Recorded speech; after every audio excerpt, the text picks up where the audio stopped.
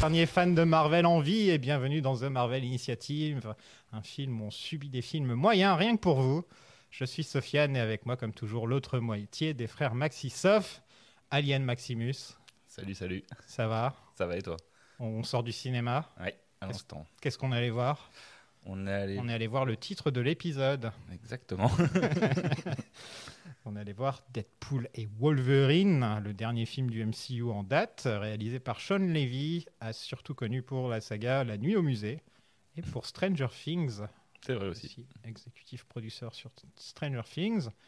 C'est son 3e film avec Ryan Reynolds, après Free Guy et d'autres films que j'ai oublié de noter. Ouais, c'est des grands potes tous les deux. Ouais. Qu'est-ce que tu pensais des deux Deadpool? Rafraîchis-moi un peu la mémoire, parce que je sais même pas si tu avais fait le premier. Avec... Non, je les ai pas fait avec vous, je même crois. Même pas le 2? Non, je crois pas. Ok. Non. Je pense que vous les aviez déjà fait. Comme beaucoup de gens, je les ai bien aimés quand ils sont sortis, parce qu'en plus j'étais vraiment public cible, j'étais ado, c'était parfait. Les revisionnages font un peu mal. Ça a un peu vieilli, je trouve. Ça a pris un petit coup de vieux, même dans l'humour. C'est un peu...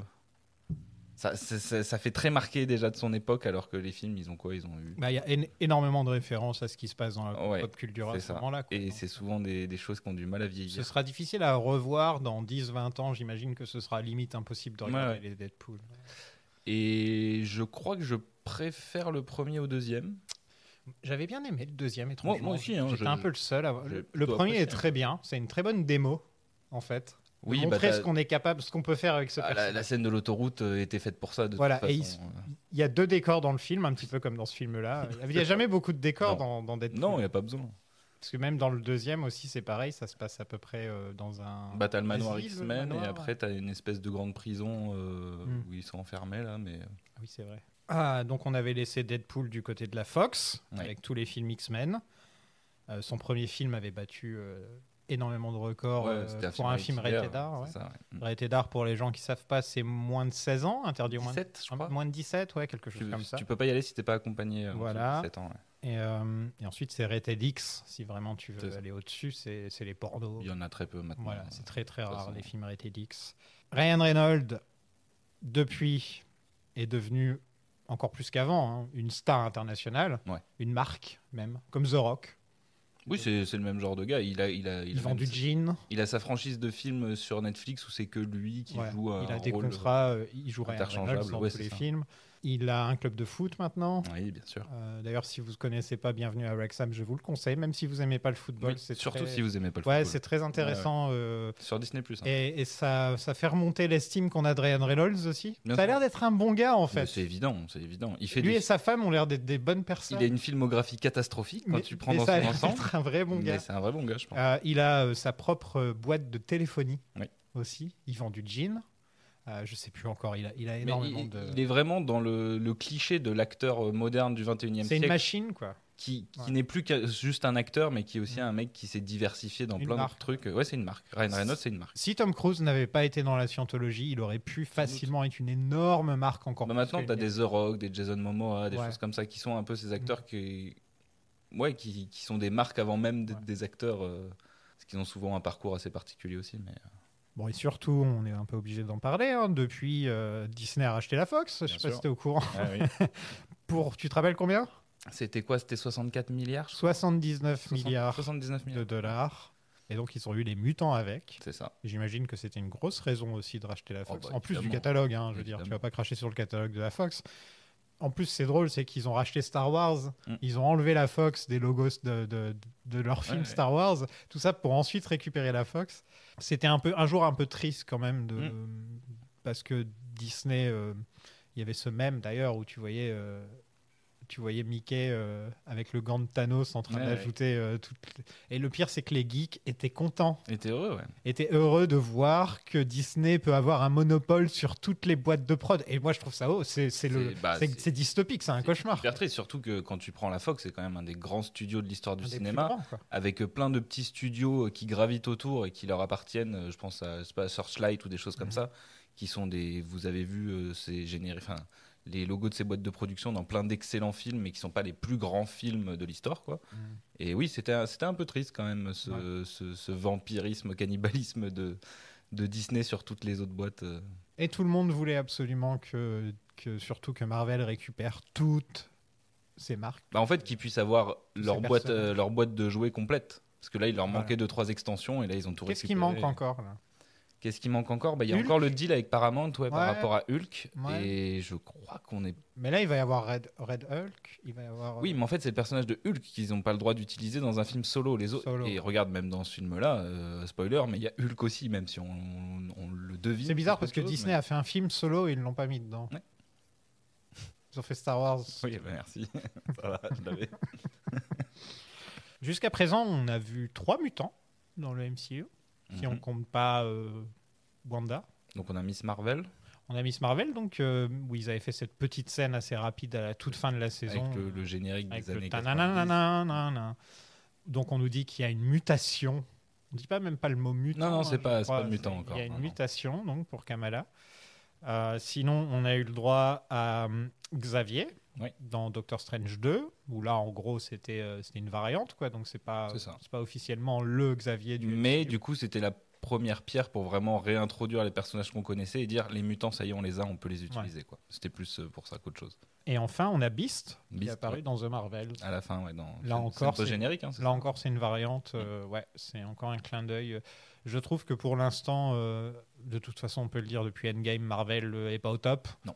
Et son introduction des mutants est maladroite. Elle est inexistante même. Ouais, mais je trouve que là, par exemple, tu pourrais avoir une manière vraiment épique et importante de les introduire et tu mets ça dans une série Disney+, le dernier épisode, une petite phrase comme ça. C'est dommage. Surtout qu'en ce moment, on a quand même X-Men 97 qui nous montre ce que tu peux faire avec les mutants. Ouais.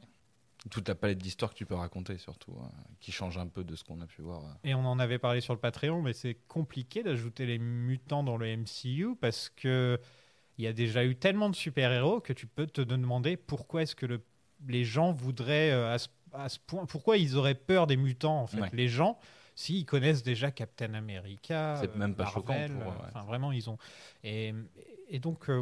Je ne sais pas comment ils vont le faire pour l'instant. Il leur faut une forme de reboot, de toute façon. Je pensais que Deadpool pourrait peut-être servir de moyen je pensais aussi. De faire rentrer tout ça. Mais au final, il reste dans son univers, donc il est même pas... C'est ce dont j'avais envie de parler avec toi, parce que c'est ce qu'on fait en général quand on va voir un film, on essaye de pas trop débriefer en sortant pour regarder pour l'épisode. On rentre tout de suite. On parle d'autre chose. On parle d'autre chose à chaque fois. Mais j'ai été un peu surpris de ça, parce qu'au final, le statu quo est vraiment le statu quo dans ce film. Marvel Jesus, il sert pas à grand chose. Ouais, donc Deadpool ne rentre pas dans le MCU, ce qui est pas, pour moi, c'est pas un problème, je veux dire. C'est pas ça que si en fait tu vas voir un film juste pour attendre que que tes attentes soient comblées, et que surtout tu te dis forcément il faut qu'il y ait ça qui se passe à la fin pour que ça puisse se passer dans le film d'après, etc. Le cinéma, ça se passe pas comme ça. C'est vrai qu'on a tendance maintenant, notre cerveau, avec tous les films qu'on a vus du MCU, de DC, etc., on a tendance maintenant à se dire il faut que tel film soit anticiper, comme ça. Il faut absolument tout savoir sur un autre Discord où je traîne en dehors, pas celui du podcast, mais il y avait déjà un mec qui avait remarqué en spoilers absolument tous les trucs qui se passent dans le film, tu vois, et le film était pas encore sorti, c'était 3-4 jours avant la sortie, il y a eu les projets presse et on pouvait déjà savoir tous les caméos, tous les trucs comme ça. La projo presse en France, elle a eu lieu un jour avant la sortie du film. Mais je sais vraiment par rapport aux US surtout. Je sais qu'on a un gros problème aussi avec les sites web qui, le film est sorti au bout de 2 jours, ils vont déjà te faire un article. On va expliquer pourquoi Elektra est dans ce film, tu vois, alors que ça fait 2 jours que le film est sorti. Et qu'il n'y a rien à expliquer en plus. À part te pouvoir montrer les images et faire du clic avec. Nacho, c'est dans le film, les gens. Et on était contents. Mais... Ouais, je sais plus, j'avais vu des rumeurs déjà, si je me trompe pas, pour Jennifer Garner. Oui, c'est un des gros... Avec Taylor Swift aussi, qui devait jouer Dazzler. Je crois, Qui devait jouer Dazzler, mais en tout cas, on voit pas Taylor Swift dans le film. Non, et en même temps, Ryan Reynolds, il aurait fallu qu'il sorte le chéquier pour avoir Taylor Swift. Après, ils sont potes, mais... Ouais, mais en ce moment, c'est la plus grande star mondiale. Tu peux pas ne pas l'avoir sur l'affiche, quoi. Bob Iger, le patron de Disney, annonce que le film sera rated R, donc film réservé aux plus de 16 ans. plutôt que le PG-13 habituel des films Marvel, il n'y avait jamais eu de film rated R Marvel avant pas dans le MCU en tout cas. Il n'y en avait pas eu. Non, Logan était une des premières exceptions aussi, je crois. Parce que niveau film de super-héros, il y avait vraiment Venom et Deadpool, quand on réfléchit les vrais films rated R. Parce que The Batman, il n'est pas rated R. Non, je pense pas qu'il l'était. Hein. Non, je pense pas. Ouais. Joker l'était. Ouais, donc il y a Joker, Venom et Deadpool, c'est un peu ça. Et t'avais Logan aussi qui l'était. Et oui, Logan, c'est vrai. Logan l'était, Logan. Donc il n'y en a pas eu énormément. Non, c'est loin d'être une norme dans les films de super-héros. Surtout pour Disney, pour Kevin Feige, pour Bob Iger, c'est... Oui, pour la marque aux grandes oreilles, quoi. Enfin, genre, c'est un peu loin de leur valeur, enfin de ce qu'ils prônent dans leur valeur. Ils auraient très facilement pu ne pas faire Deadpool. Oui. Ah bah oui.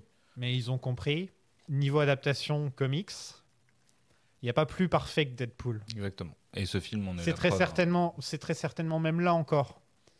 T'as l'impression de regarder de lire un comics Deadpool tout en regardant un dessin animé du dimanche matin, tu vois.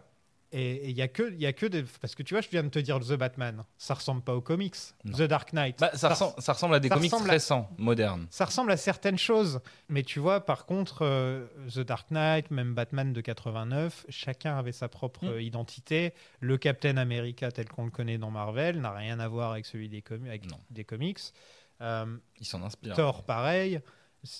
Hulk, ils se sont éloignés, mais à 200%. Très, très largement. Même Tony Stark, quand tu réfléchis, c'est Robert Downey Jr. qui s'est réapproprié le personnage et qui en a fait ce qu'il est devenu. Parce que Iron Man, c'était un alcoolique au début. Oui, mais tu peux toujours trouver des petites références qui viennent des comics, notamment justement le rapport à l'alcool ou ce genre de choses. Mais il y a des rôles qui se sont imposés par les acteurs et ils sont greffés un peu sur leur caractère à eux, quoi. C'est exactement ça. Mais Marvel avait ce problème de donner des noms de comics à ses films et de ne pas du tout faire ce qui se passe dans les comics. On va parler d'Age of Ultron, par exemple, qui est le premier exemple qui me vient à l'esprit. Civil War. Thor Ragnarok. Ragnarok n'a rien à voir avec... À la limite, Ragnarok est plus comics accurate qu'un Civil War, tu vois, ou Civil War, ça n'a que le nom. Très, ou même très Secret différent. Invasion pour parler des projets récents. Ouais, donc voilà, c'est vrai qu'ils aiment bien utiliser les petits mots-clés des comics. Marketing, c'est normal. Enfin, c'est normal. Rappelle-toi quand il y avait eu, je crois que c'était en 2012, où une des grosses conventions où Loki avait débarqué sur scène, où il y avait eu le logo de Serpent Society qui avait été balancé sur le grand tableau par Kevin Feige, pour qu'au final ça révèle le vrai titre du film Captain America. Enfin, oui, il avait mis des faux titres pendant un moment. Ils ont toujours joué sur les titres des œuvres des comics pour attirer le chaland. Sauf qu'il faut qu'ils comprennent, c'est que leurs films maintenant ne sont plus faits pour les gens qui lisent les comics. Et le live action n'est pas fait pour adapter des comics correctement, surtout. Voilà. Regarde Watchmen, tu vois. Il y en a quelques-uns qui sortent du lot, par exemple Sin City. Oui, tu peux toujours trouver. Sin City, oui, mais parce que l'auteur, il est à la production. Mais Watchmen, par exemple, ok, il a recréé les cases, il a recréé l'atmosphère, l'ambiance, mais il a raté totalement le message. Oui. Donc tu vois, c'est très. Après, c'est une adaptation. Une adaptation, c'est toujours fait aussi pour. Enfin, ça sera toujours trompeur par rapport à l'œuvre de base, mais c'est vrai que Marvel, je crois, a enfin compris qu'il fallait qu'ils arrêtent, quoi, parce que ça servait à rien. Non, ils le font plus. Bah moins. Enfin, j'ai l'impression. Enfin, c'est que New World Order, ça vient des comics. Non, ça vient pas des comics. Enfin, ils ont changé peut-être. Maintenant, c'est plus New World Order. C'est Brave New World. Brave New World, ouais. Qui est une référence un peu plus. Disons que New World Order, c'est les Illuminati. Mais les vrais. Oui, c'est là, ça va être. Et c'est aussi les catcheurs, bien sûr. La NWO à l'époque. Les refs, j'adore. Hulk Hogan. Il y avait qui aussi? Macho Man. Randy Macho Man.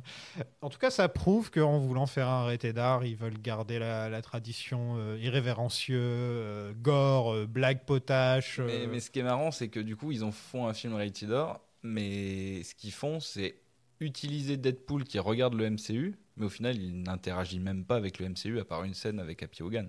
Il ne va qu'une seule fois sur la Terre 616, tu vois. Et c'est pour parler. Ah non, mais le film c'est les funérailles de la Fox. Oui. Ah bah clairement, c'est un vrai film. C'est pas hommage. La porte qui s'ouvre, c'est la porte qui se ferme en fait. Et l'hommage est plutôt tendre pour le coup. C'est ça qui est appréciable avec le film, c'est que tu sens qu'il y a des bonnes intentions derrière. Donc c'est pas du tout à essayer de faire tomber des dominos pour qu'ensuite ça mène à Avengers ou un truc comme ça.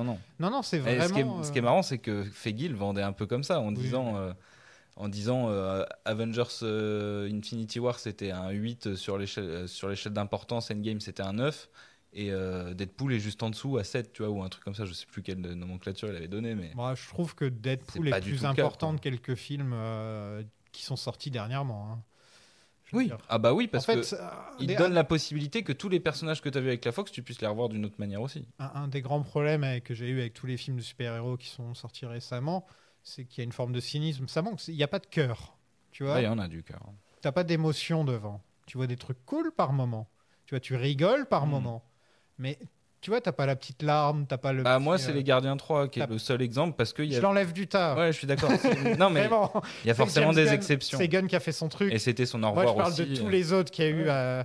Tu vois, par exemple, je sais qu'Eternal, ça a plu à beaucoup de gens quand même, mais il manquait un petit peu. Enfin, il manque toujours un petit peu. mais je suis d'accord. Et là, c'était la première fois depuis que je vois un film de super-héros depuis longtemps où mon cœur, par moment, se met à battre. Peut-être que je l'ai même préféré à Logan. Voilà, non. Arrête tes bêtises.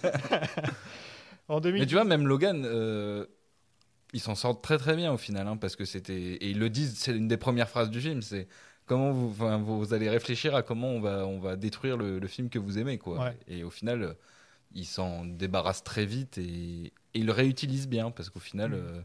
On revoit X23 oui, c'est quand même. Et c'est pas forcé. Non. Il n'y a pas 15 000 répliques. T'as une petite scène où ils discutent tous les deux. Ça veut dire que cette gamine, juste après la fin de Logan, elle s'est fait envoyer. Elle s'est fait envoyer dans le void. Parce qu'elle a toujours les mêmes lunettes de soleil et tout.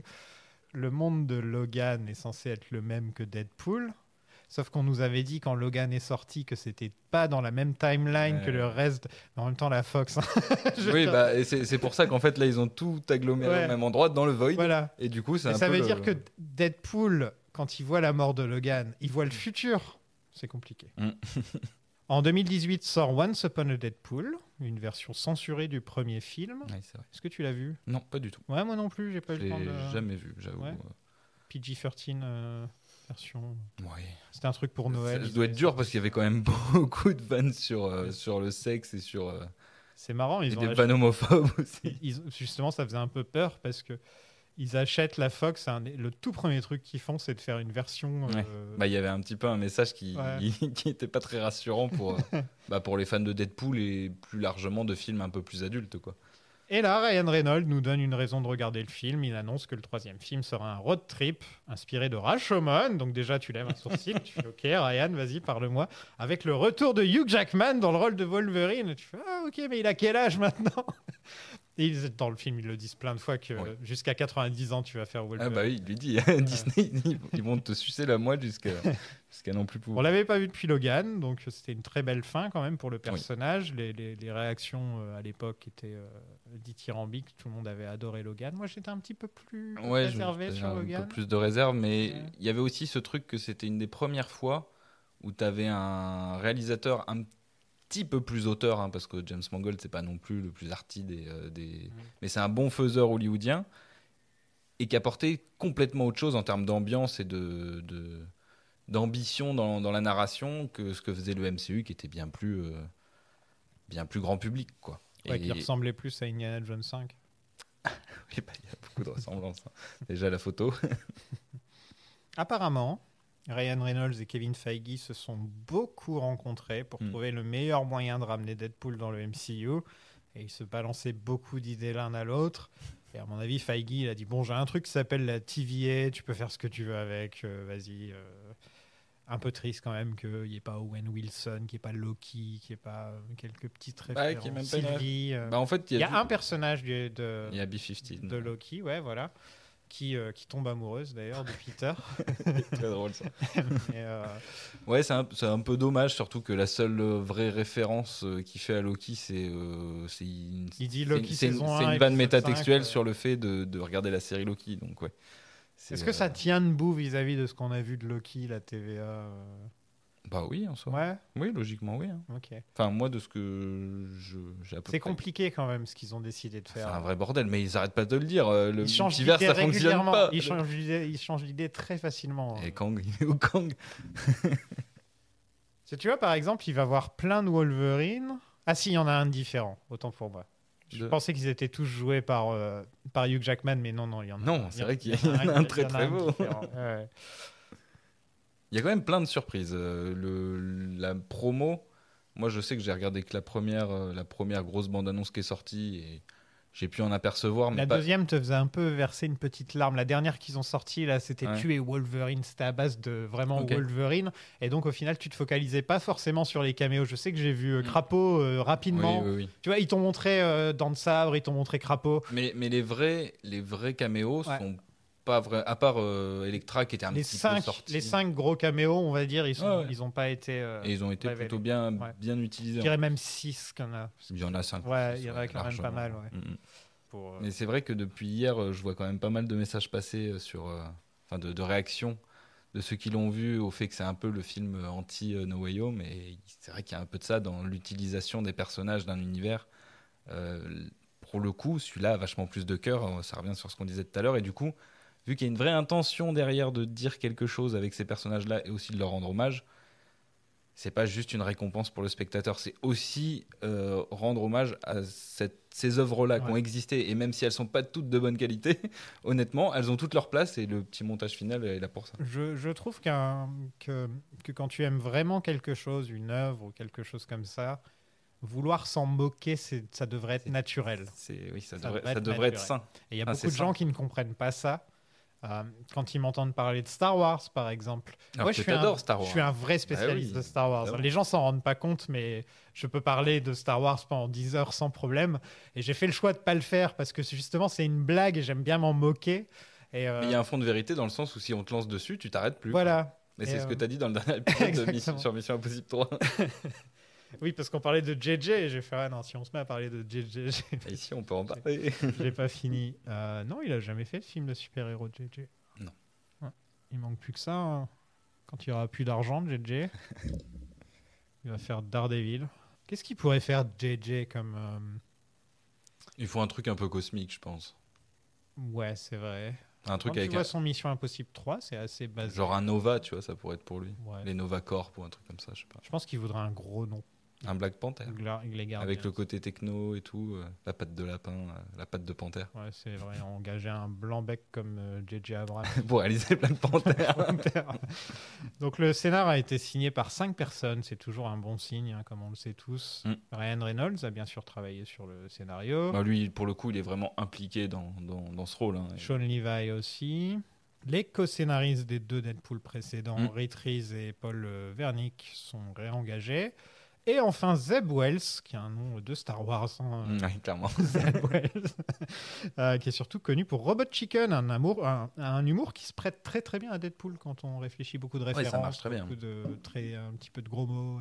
Il a aussi écrit She-Hulk et The Marvels.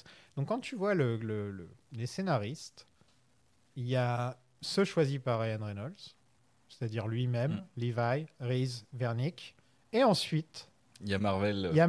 Qui va mettre son petit scénariste, celui qui a fait She-Hulk et The Marvel, et 2 films qui n'ont pas du tout été bien reçus par la critique. Bah, un film et une série, ouais, mais c'est vrai que c'est pas les projets les plus marquants de ces dernières années. Donc il y a un yes man. Quoi. Mais je comprends pourquoi She-Hulk, parce que She-Hulk est un personnage qui se rapproche quand même un peu de Deadpool, même s'il a été créé avant.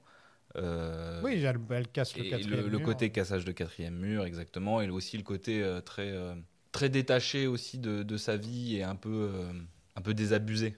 Et il a un peu ça aussi, Wade, dans ce film. Donc ça, c'est des personnages qui se ressemblent un peu, je trouve. C'est pas illogique. C'est un film qui ressemble beaucoup au Deadpool précédent aussi. Ils n'ont pas essayé de faire un nouveau truc à 100%. C'est un film qui ressemble vraiment. Quand tu regardes les 3 d'affilée, il y a le générique avec. Enfin, tu regardes les 3 génériques, c'est à peu près les mêmes. Il y a la même recette à chaque fois. Ouais, les personnages reviennent. Ça aussi, c'est ils auraient très bien pu se débarrasser des personnages secondaires très facilement, mais au final, ils arrivent quand même à le faire. Donc le but, c'était de faire un vrai film de buddy comedy, donc comme Midnight Run ou Planes, Trains and Automobiles. Je sais pas si tu l'as vu. Non, j'ai pas vu. C'est John Candy et Steve Martin dans un avion. Ça peut être marrant, ça. Enfin, c'est pas que dans un avion, mais c'est un très bon duo, tu vois. Le mec sérieux et le mec foufou, voilà, toi et moi, par exemple. Tu es le Wolverine, je suis le Deadpool.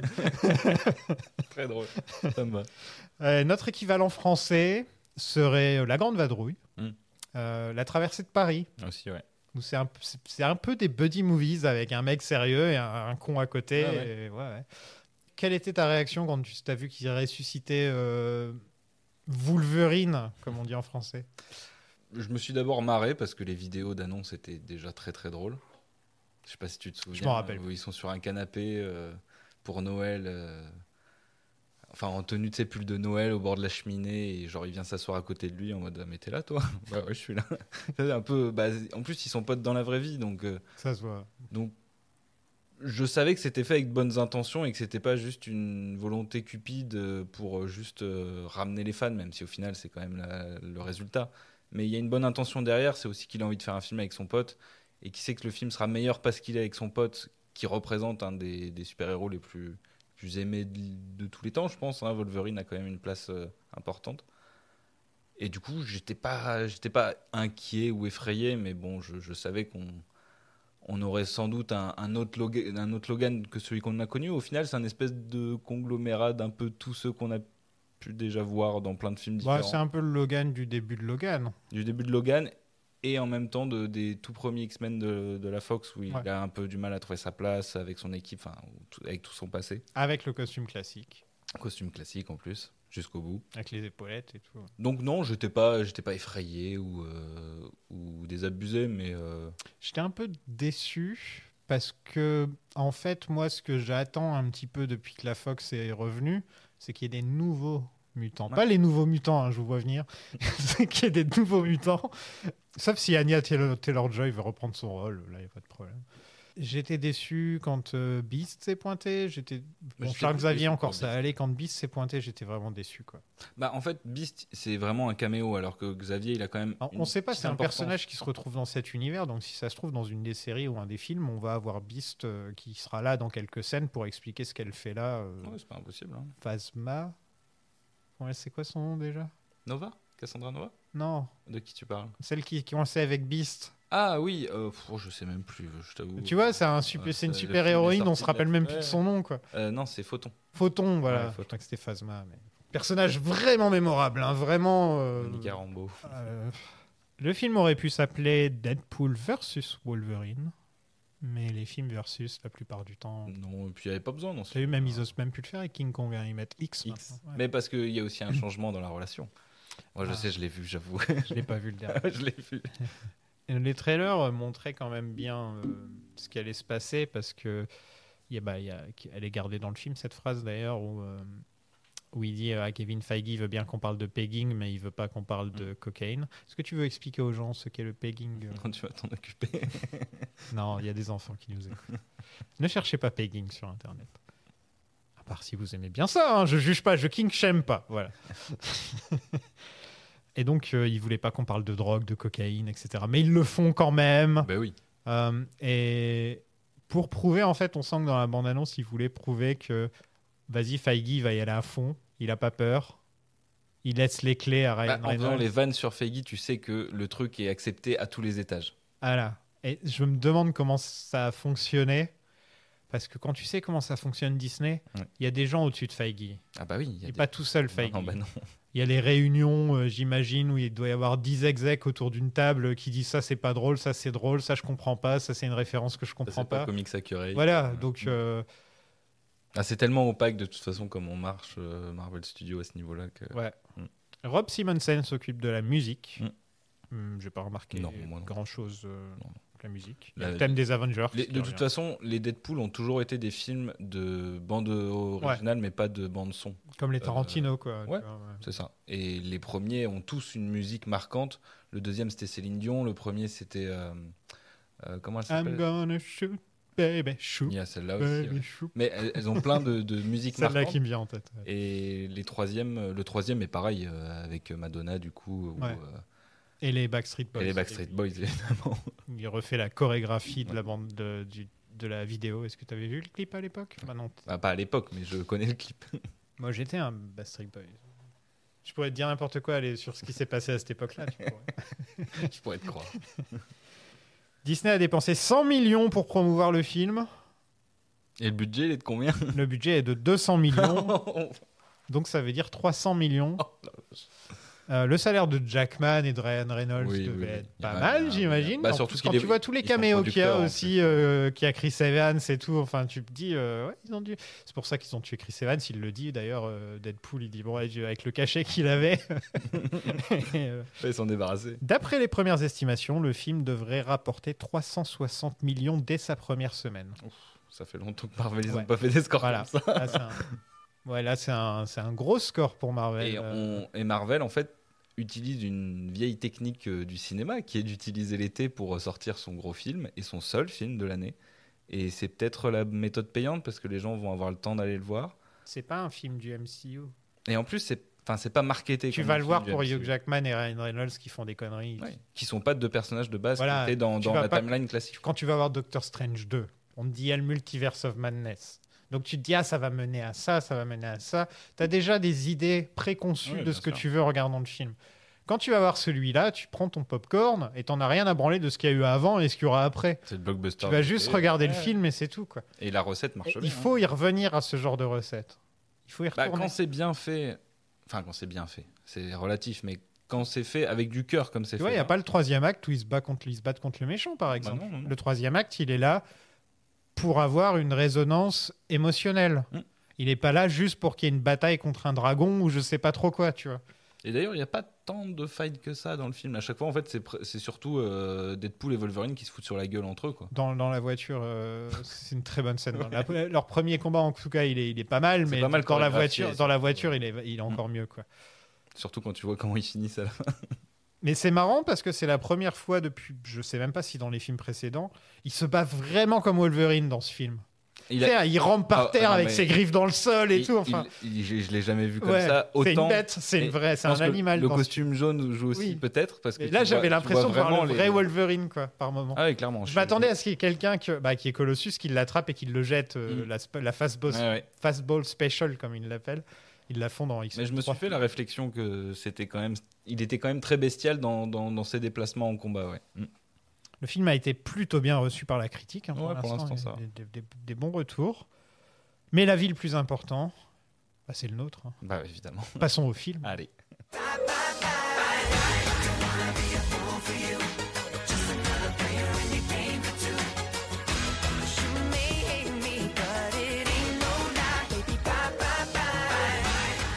Le film commence avec Deadpool qui est en train de déterrer la tombe de Logan, du film Logan. Ouais.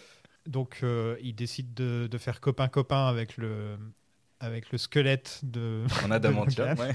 Voilà, donc tout de suite on a notre réponse. Je me disais, c'est un peu triste de ramener Hugh Jackman, la fin était parfaite, etc. Et il le déterre littéralement dans le film d'après. Et je me dis, bon, ils sont au courant de ce qu'ils sont en train de faire. Ils le font pas pour rien. Ce film sans Wolverine, il tient pas debout. Ah bah non, il est même inintéressant. Il est nul à chier ce film sans Wolverine. C'est Wolverine qui donne le Et un film Wolverine tout seul sans Deadpool, ce serait pas non plus très... non. Voilà, on a vu Origins, on a vu le deuxième The Wolverine, il est sympa sans plus. Enfin, je suis un des seuls à dire ça, j'ai l'impression. En fait, il est bien jusqu'au troisième acte. Il se transforme en Iron Man, le mec. Ça devient Samouraï Iron Man. La première partie est très cool, en mode un peu fuite. Le premier, il est horrible, mais il nous a permis d'avoir Ryan Reynolds en Deadpool. Oui. C'est vrai. Et beaucoup de forêts canadiennes. Voilà. Et le troisième, c'est Logan. Mais Logan, c'est son propre film. Ça n'a rien à voir avec tout le reste. Tu as juste besoin de connaître Xavier et Logan. C'est tout. Tu as juste besoin de savoir ça. Et tu n'as pas besoin d'avoir vu les autres films, surtout. Tu as peut-être besoin d'avoir vu X-Men 2 pour montrer qu'il y a eu les tests sur lui dans la forêt canadienne et tout. Oui. La première scène du film. Dans la forêt canadienne. Elle est dans la forêt canadienne. Let's go. Ça, c'est des vrais fans de la Fox. Voilà. Eux, ils connaissent. Dès la toute première scène, je vois les arbres et je fais Merci Ryan Reynolds. Merci Ryan. Donc, il se fait attaquer par la Time Variance Authority, la TVA. Je ne sais plus comment ils disent en français. TVA. Voilà, la TVA. C'est quoi la TVA aussi, la TVA, ok. Qui essaie de l'arrêter. Et là, il y a un gros combat donc sur le générique. Il tue tout le monde pendant le générique. Qu'est-ce que tu as pensé de cette scène d'intro ? Plutôt marrante. Après, comme sur les autres films où il y avait aussi des génériques comme ça, là, il n'y a pas les vannes pendant le générique, mais elles sont au final visuelles, les vannes. Mais surtout, les effets spéciaux sont pas... C'est vrai. En fait, le générique m'a un peu fait peur parce qu'il était assez moche. Voilà, faut le dire. En plus, c'est tout blanc, tout gris. Les décors sont pas top dans le film. Non. Si on veut vraiment il est pas beau. Même le Void était vachement plus joli dans. Il est pas beau quand. Non. J'imagine que si t'enchaînes Logan avec ce film-là, tu vas quand même voir une différence de niveau. Ah bah il y a pas la même attention à porter au vrai. Ça reste un film Marvel dans le sens que il est pas beau, mais Marvel, on n'attend pas forcément à ce que le film soit beau. On veut surtout que le scénario soit bon. Bah oui. Au final. L'important c'est que l'histoire nous accroche. Voilà. Tu vois, regarde Eternal, ça voulait faire un film Infinity War Endgame avait un bon scénar quand même. Hein. T'étais pris quand tu regardais le film. Quand il y a le 5 ans plus tard qui apparaît, qu'est-ce que c'est que ça? Et tu te dis, ils vont pouvoir faire plein de trucs avec. Et il faut rien. C'est bien, on a un peu de recul maintenant. On peut faire des vannes sur Endgame. On avait fait 2 épisodes sur Endgame. Oui, c'est qu'il y avait des choses à dire quand même. C'est que c'était pas un petit film. On a un petit flashback. Donc on retourne en 2018. Quand Deadpool essaie de rejoindre les Avengers, donc dans la timeline sacrée. On a Happy Hogan qui est là, toujours joué par Jon Favreau. La pièce est remplie d'easter eggs et tout le film est rempli d'easter eggs.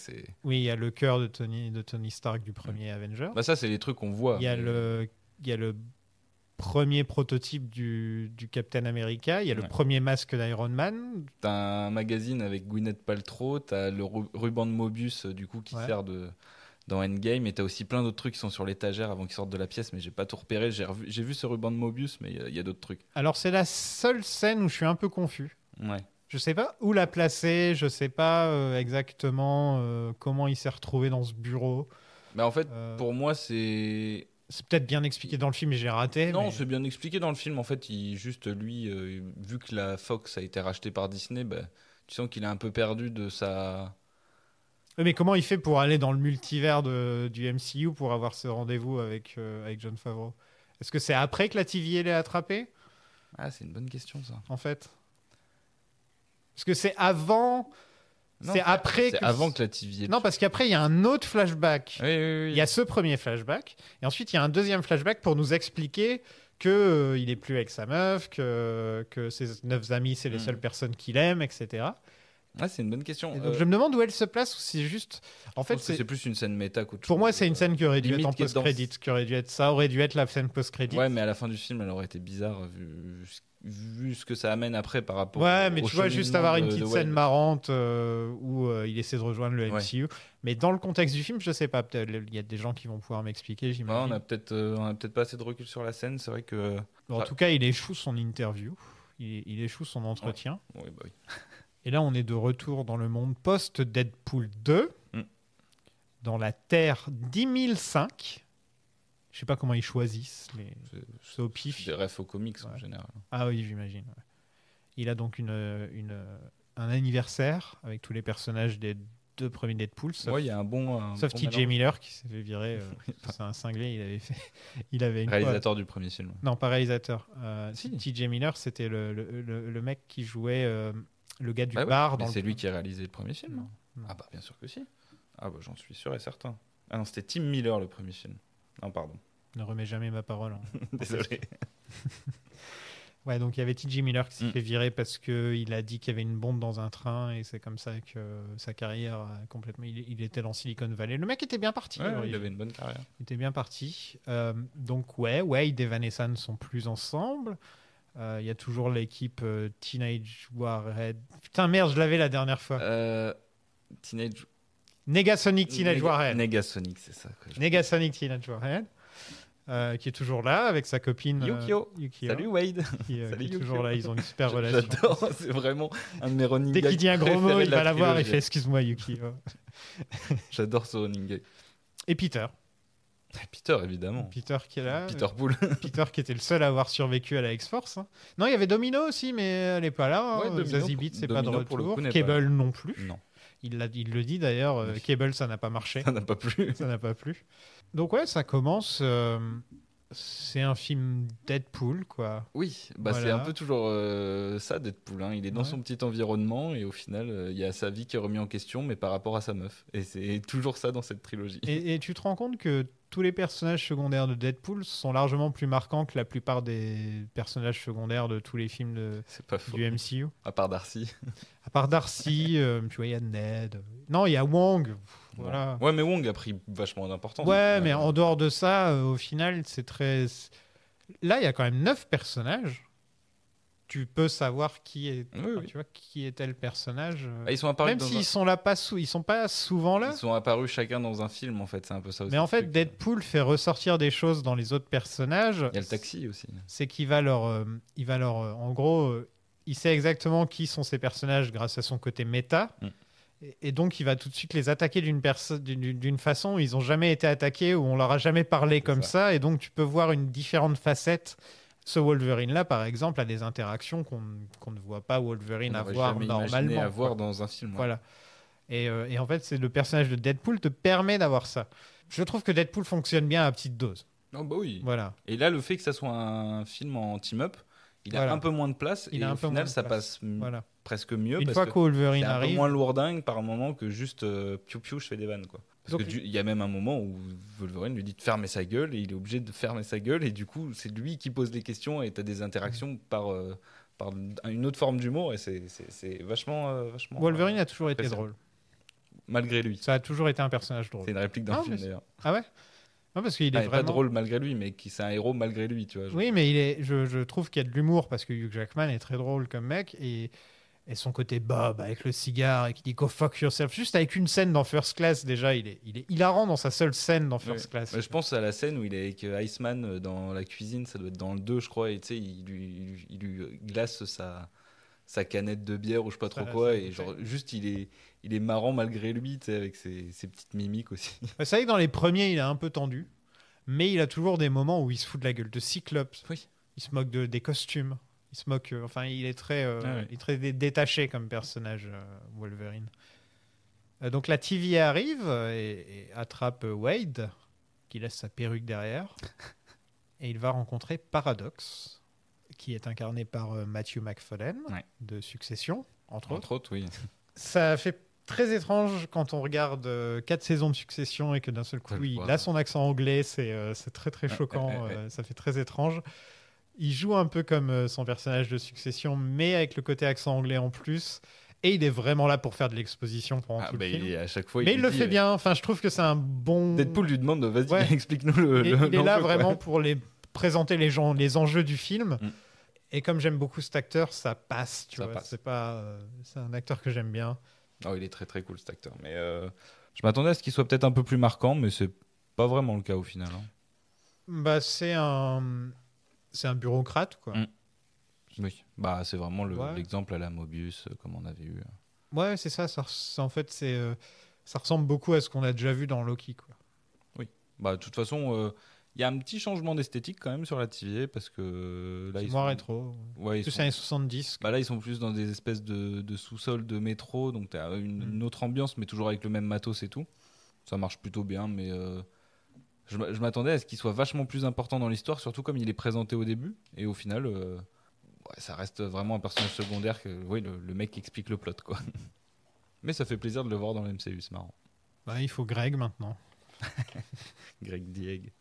Donc Paradox lui explique qu'il a été choisi pour rejoindre la Sacred Timeline, et donc Deadpool pense qu'il est Jésus, qu'il est Marvel Jesus. Désolé, on a vu le film en anglais, donc des fois j'ai du mal à... Oui, mais ça va. Il n'y a pas beaucoup de choses qui changent. Marvel Jesus, ça sonne mieux que Jésus Marvel. C'est vrai que le Jésus Marvel, ça marche pas du tout. D'ailleurs, je serais curieux de le voir en français pour l'adaptation de certaines vannes méta, parce que ça doit être assez particulier. Notamment sur Gambit. Ah oui, l'accent de Gambit, je sais pas comment ils vont faire, tiens, c'est vrai. Je me suis posé la question quand il est arrivé. Ils vont peut-être lui donner une sorte d'accent italien ou un truc comme ça. C'est ce qu'ils font souvent. Pépé le Putois avait un accent italien. Ou alors ils vont lui faire un accent un peu québécois. Ah ouais, c'est possible. C'est un Gambit québécois. C'est encore mieux. Caris. Ou alors ils vont faire comme le Frenchie dans The Boys et il va juste parler bizarrement. Il parle bizarrement en VF? Ah non, en VO déjà c'est bizarre. En VO c'est une... Ça n'a aucun sens. Mon cœur. Petit Yui. La timeline de Deadpool donc est en train de se détériorer parce que Wolverine est mort. Donc comment est-ce que la timeline a existé avant que Wolverine existe?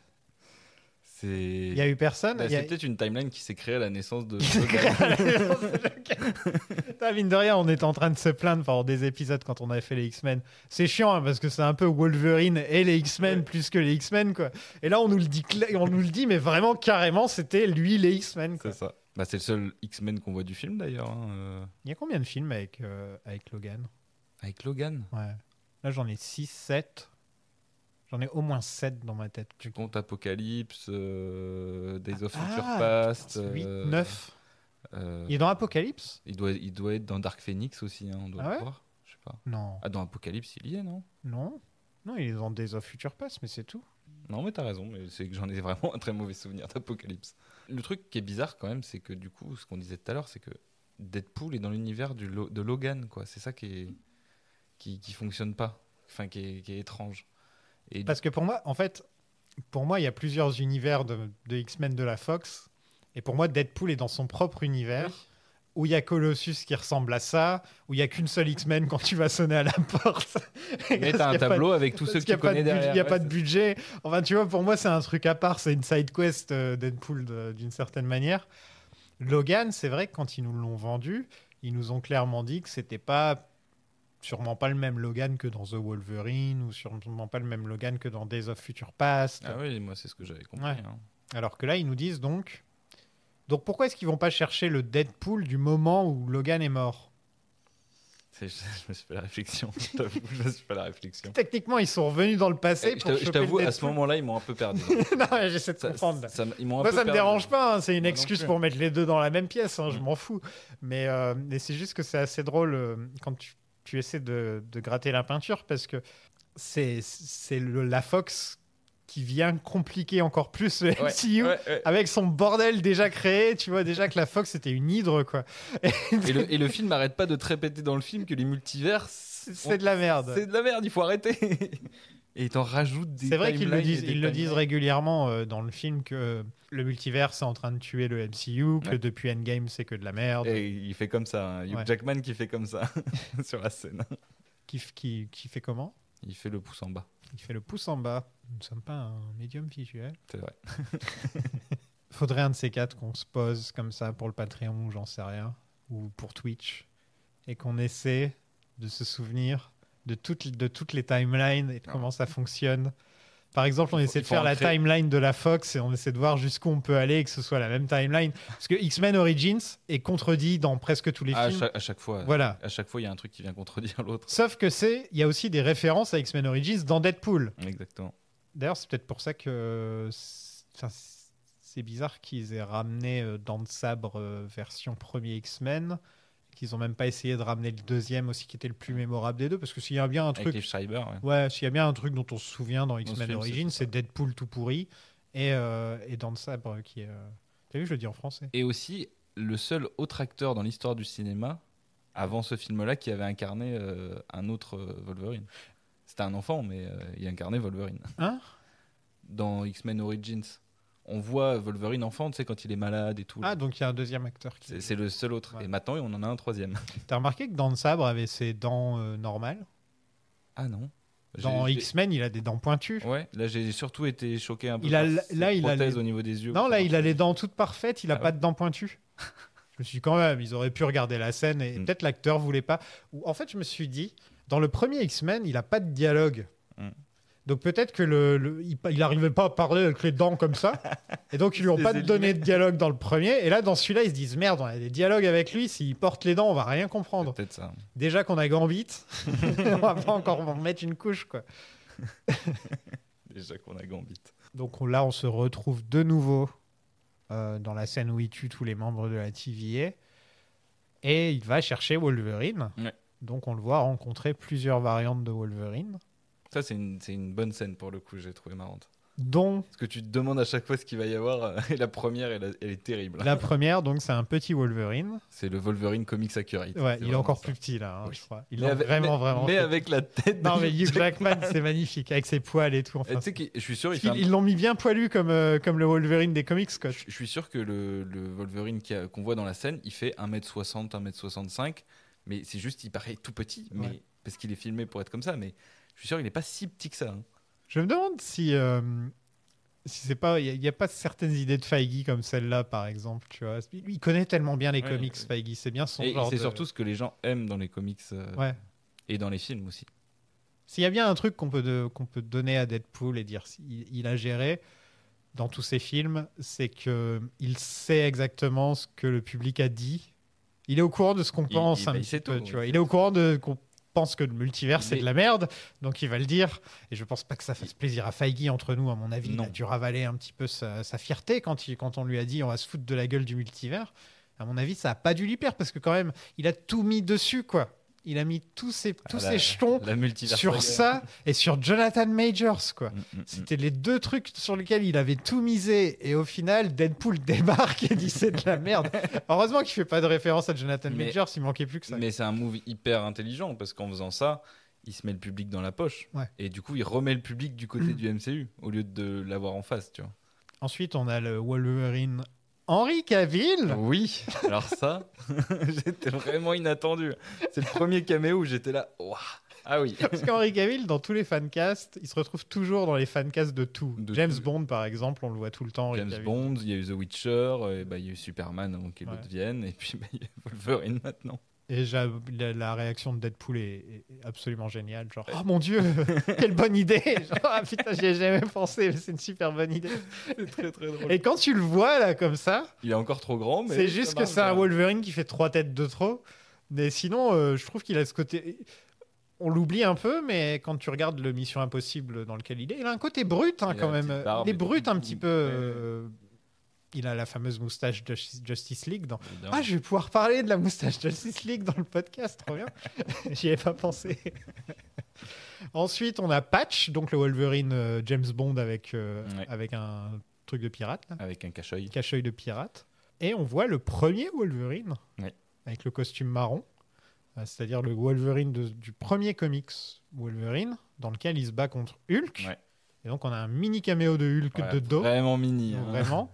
De 3/4 à peine. On pouvait pas montrer la tête de Ruffalo, sinon ça coûtait trop cher. Qu'est-ce que tu as pensé de cette petite scène? Moi, j'ai bien aimé. J'ai trouvé l'enchaînement est très drôle parce que tu vas de surprise en surprise.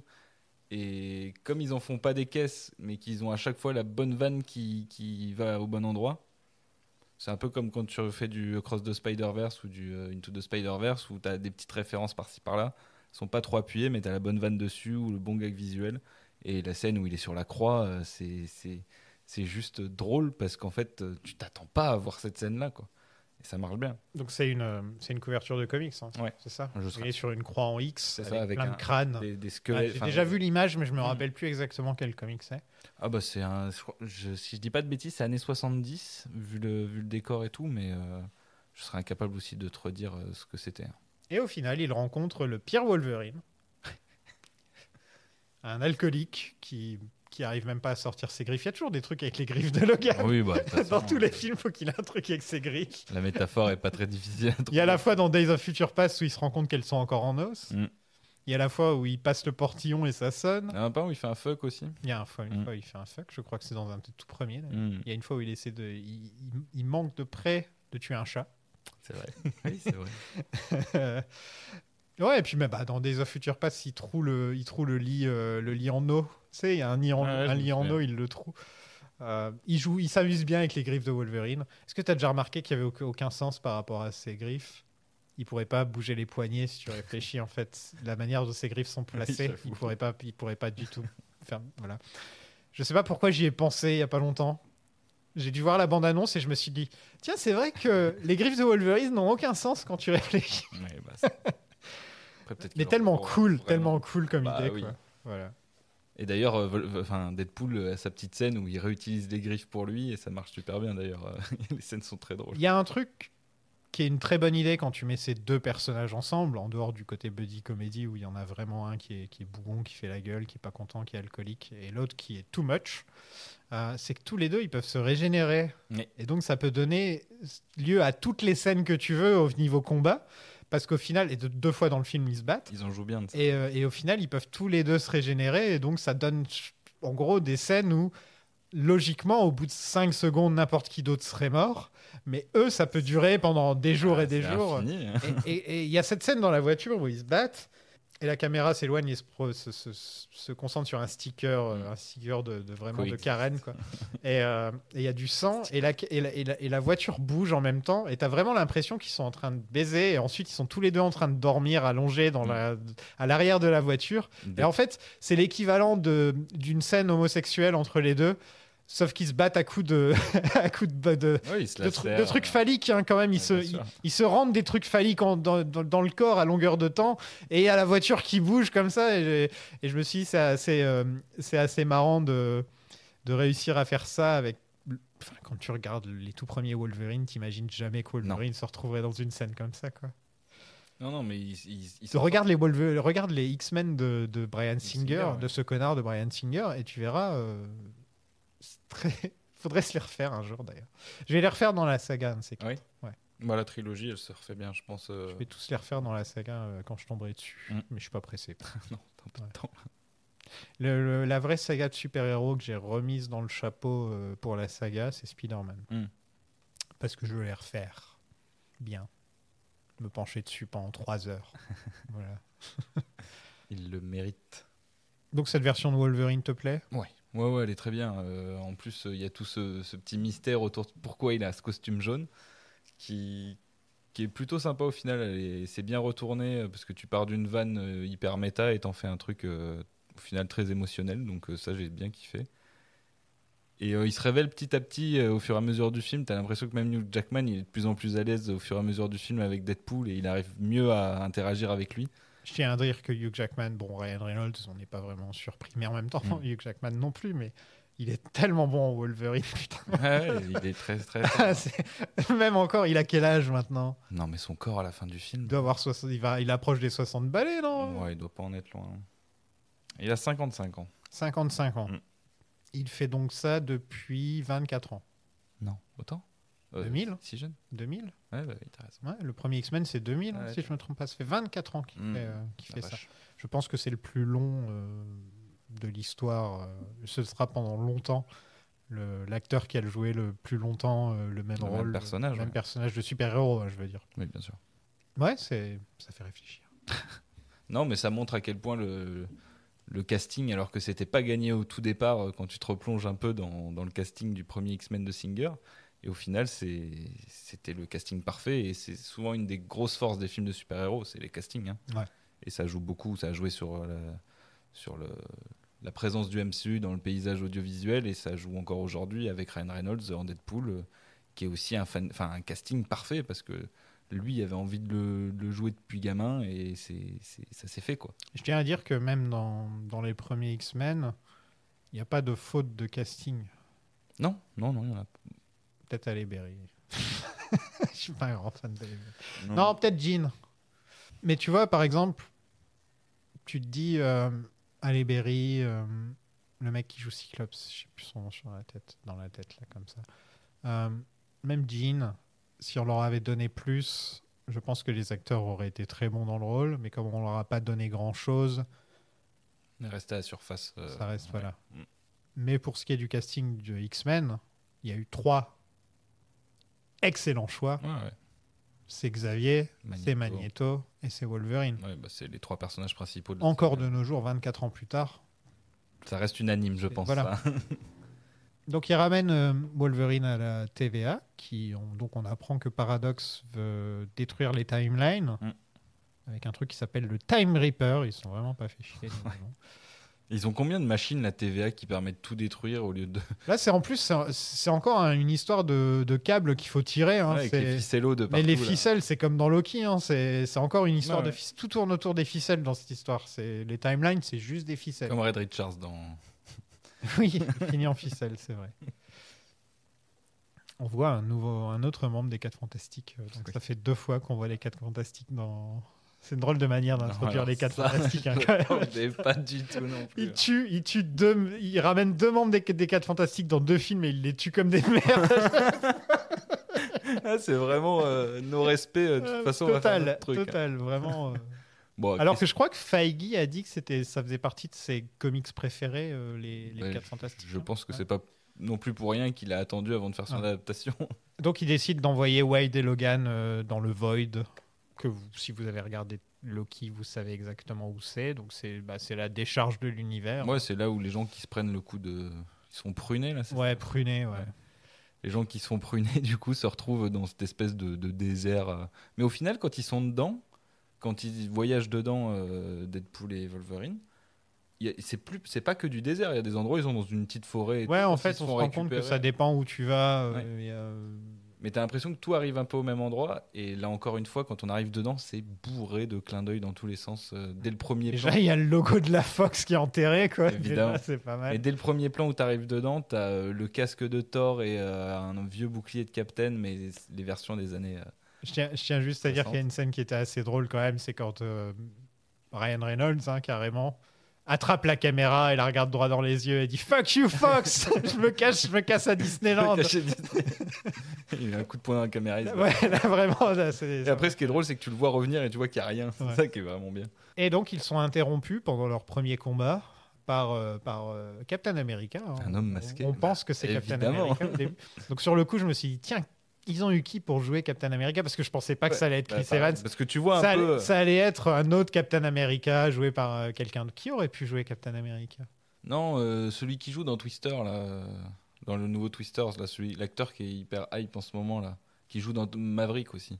Pour moi, tu vois, si vraiment ils avaient voulu nous sortir un Captain America mémorable et on se dit c'est logique que ce soit Captain America, c'est Ryan Gosling.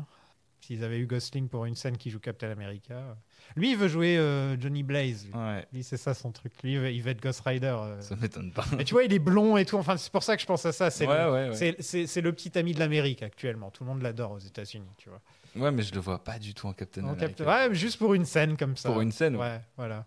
Le vrai Captain America, et c'est pas parce que je fais l'émission Impossible en ce moment, mais ça aurait été Tom Cruise. Bah oui. Ça aurait été étrange. T'imagines? Un peu peroxydé. Là. Il enlève la truc et tu vois Tom Cruise, putain. Je pense que je me serais levé, je me serais barré. J'aurais jamais vu de truc aussi con de toute ma vie que Tom Cruise. Il voulait jouer Iron Man ou non? C'était Spider-Man à l'époque qui voulait jouer Tom Cruise. Ah ouais, c'était Spider-Man. Ouais, je crois que c'était ça. Ouais. À l'origine, il voulait jouer Spider-Man. Parce que pour moi, Iron Man. Les grosses rumeurs, c'était que s'il y avait un jour une variante de Tony Stark, ce serait. Mais ça, pour moi, ça a toujours été des rumeurs de fans, mais il n'y a jamais rien eu de dit de la part de Tom Cruise. En tout cas, c'est Chris Evans. Ouais. Donc on fait cool, putain, il est de retour, Chris Evans. Et puis tu sens qu'il est content. Et il dit des gros mots, il commence à dire 2-3 trucs que tu n'as pas l'habitude de voir Chris Evans dire. Et tu fais merde, c'est bizarre. Et là, c'est Johnny Storm. C'est trop drôle. Quand Johnny Storm des anciens. J'avoue, je ne l'ai pas capté fantastiques. Avant qu'on s'en rende compte, et du coup ça en fait c'est surtout que c'est bien mené, c'est que il va dire Avengers Assemble et il dit Flame on. En fait c'est que Deadpool te l'amène en mode waouh, mais c'est Captain, tu vois, genre t'es content de le voir avec lui, et en fait non, c'est Johnny Storm, mais des films nuls. Qui aurait pu croire que Chris Evans allait rejouer Johnny Storm dans le MCU aussi vite? Dans le MCU en plus, quoi. Et il meurt bien. On vit une époque fantastique. Et oui, mais il meurt comme une merde. Ils sont attaqués d'abord par Dan Sabre et Pyro, qui a un rôle important dans le film, étrangement. Pyro. Déjà, j'étais étonné de le voir. Ensuite, il est capable de battre Johnny Storm en 2 secondes. Ouais, il est chaud. Bah, de toute façon, Pyro. C'est un très bon mutant, mais quand même, quoi. Johnny Storm, voilà. En plus, il se casse la gueule, mais de manière mémorable. Et j'étais sûr qu'il était mort sur le coup. Et au final, non, ça va. Je savais pas qu'il était super fort aussi, Johnny Storm.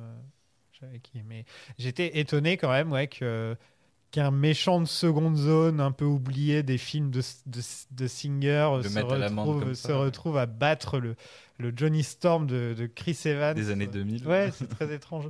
Logan décapite son frère. Oui, ça d'ailleurs c'est vraiment... C'est du kinslaying, comme ils disent dans Game of Thrones. Ça passe vraiment comme une lettre à la poste. Limite c'est hors champ, quoi. Ouais, et c'est étrange parce que normalement...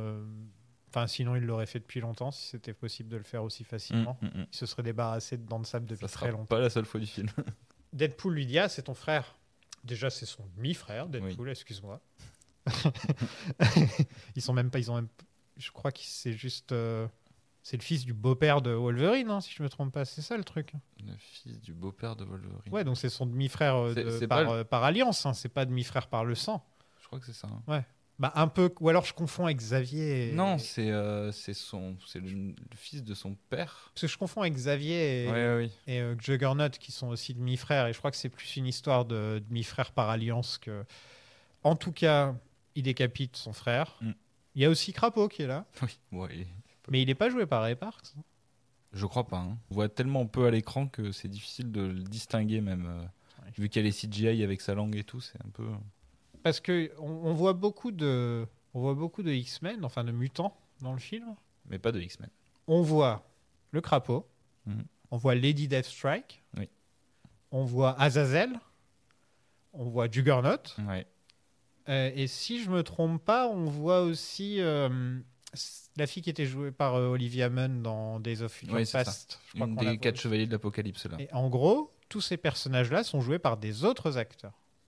Ah ouais. Ouais, c'est pas les mêmes acteurs que dans les X-Men. À part Pyro, du coup. Surtout Juggernaut, ça c'est. Oui, ça se voit. C'est pas Vinnie Jones, quoi. Non. Je sais pas quel âge il a, Vinnie Jones de nos jours, mais il aurait l'air un peu ridicule en Juggernaut.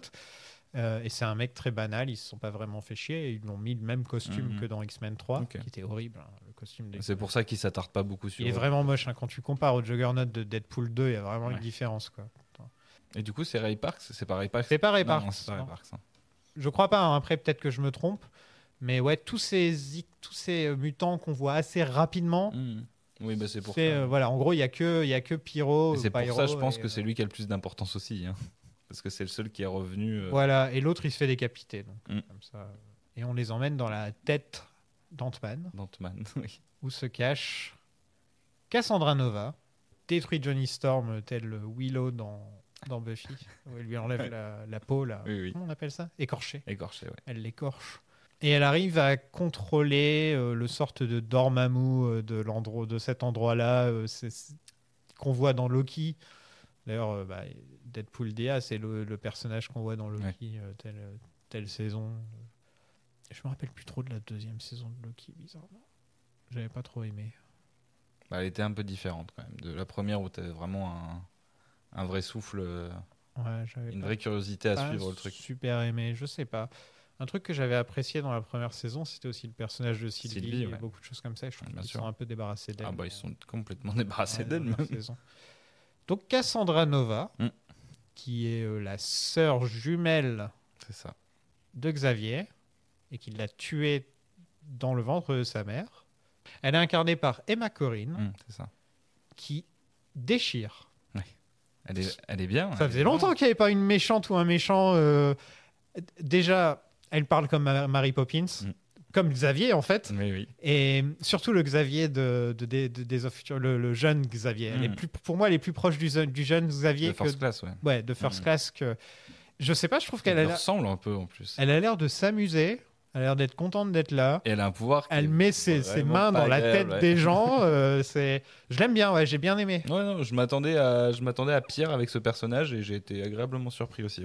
Ouais, très charismatique, bien sapé. Une dégaine de précog dans Minority Report, un peu sur les bords. Et c'est un personnage que je connaissais pas du tout. Et ouais, c'est un personnage un peu particulier, hein, qui a tout un lore un peu spécial chez les X-Men. Moi, je l'ai rencontré quelques fois dans les lectures, mais c'est vrai que c'est pas le personnage le plus marquant, mais en même temps, il y a l'histoire de son origine est assez particulière, mais je t'avoue que moi, je suis pas méga fan du personnage dans les comics. Après, là, les comics, ouais, l'adaptation est cool, mais parce que l'espèce de sœur jumelle, enfin de sœur maléfique de Xavier. Déjà qu'il y a Juggernaut en plus. En fait, il y a déjà tellement de possibilités pour que le pouvoir de Xavier soit manipulé que rajouter quelqu'un qui a un peu le même pouvoir en miroir et tout, c'est un peu relou. Moi, j'ai jamais été là, très, ça fonctionne fan. Bien parce que c'est le multivers, donc oui, il y a carrément. des variantes. Non, mais là, l'utilisation est vraiment bien. Et ils disent pas je suis Xavier en version femme. Ils disent non, je suis Cassandra Nova, je suis sa sœur. Donc est-ce que ça veut dire que dans toutes les timelines, il a une sœur qui est morte dans le ventre de sa mère ou un truc comme ça? Logiquement, oui. Hein. Et elle, en fait, elle a jamais connu autre chose que l'endroit dans lequel elle vit. Le Void, ouais. Où elle peut tout gérer. Mais en même temps, elle se sent un peu rejetée du fait que tous les gens qu'elle croise ont été marqués de près par son frère. Par Xavier, ouais. Et elle se dit, moi, j'ai pas eu ça. J'ai pas eu la présence de ce frère qui aurait pu peut-être me permettre d'être une meilleure personne ou de m'en sortir. parce que je l'ai tué dans le ventre et c'est pas de ma faute. Au final, j'étais un fœtus. En fait, quand tu réfléchis, son personnage est plus profond qu'on ne le pense, quoi. Et profond et aussi fort, parce qu'on nous dit quand même qu'elle a buté Magneto, donc c'est pas rien. Que c'est elle qui a buté Magneto, parce que tu sais, avec le coup du casque et tout ça, genre on a besoin du casque de Magneto. Ah oui, elle l'a fait fondre. Ouais. Elle l'a fait fondre, elle l'a buté, donc ok. Plus de Magneto. En plus, techniquement, le casque de Magneto, c'est juste un truc en métal qu'il met autour de sa tête. Hein, et c'est pas de l'adamantium ou un truc comme ça. D'ailleurs, c'est un truc que j'ai déjà dû dire dans le podcast.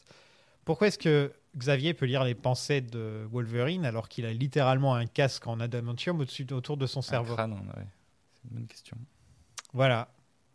Voilà, explique-moi ça, Kevin Feige. Peut-être qu'il passe par les oreilles et tout pour aller jusqu'au cerveau. Je sais pas. Il passe par les narines. Mais du coup, bonne réussite, Cassandra Nova. Je suis assez content. Ouais. Elle est pas trop dans le film non plus. Elle est bien utilisée, en fait. Elle est bien utilisée. Il n'y a pas non plus de gros trucs où on te ramène Xavier et tout ça. Ses dialogues sont bons. Ils sont bons, ouais. Bien incarnés. Personnage original. Là, au moins, ils ont un méchant original. Ils ne se sont pas dit, tiens, on va ramener Oscar Isaac et lui faire jouer un vrai bon Apocalypse ou un truc comme ça. Ils se sont dit, vas-y, Non, ils ont préféré prendre quelqu'un d'autre et c'est pas plus mal au final pour décorréler un peu des mauvais méchants de la Fox, parce qu'il y en a beaucoup des mauvais méchants de la Fox, c'est ça le problème. Mais la Fox, il y a plus de mauvais films et de mauvais personnages que de bons. Hein, ah bah évidemment. Quand tu regardes le CV des mutants de la Fox... c'est un bon film, deux mauvais films, un bon film, deux mauvais films. C'est un peu ça. Hein. Oui. Ouais, c'est compliqué. J'imagine que les gens qui découvrent les films de nos jours doivent un peu avoir plus de mal parce qu'il y a eu tellement de bons films d'équipe qui sont sortis depuis, de bons films. Je me dis peut-être découvrir les vieux X-Men de nos jours, ça doit pas être si impressionnant que ça, quoi. Ah, ils ont un petit poil vieilli, mais je sais pas s'ils ont vieilli ou plutôt ils sont devenus obsolètes.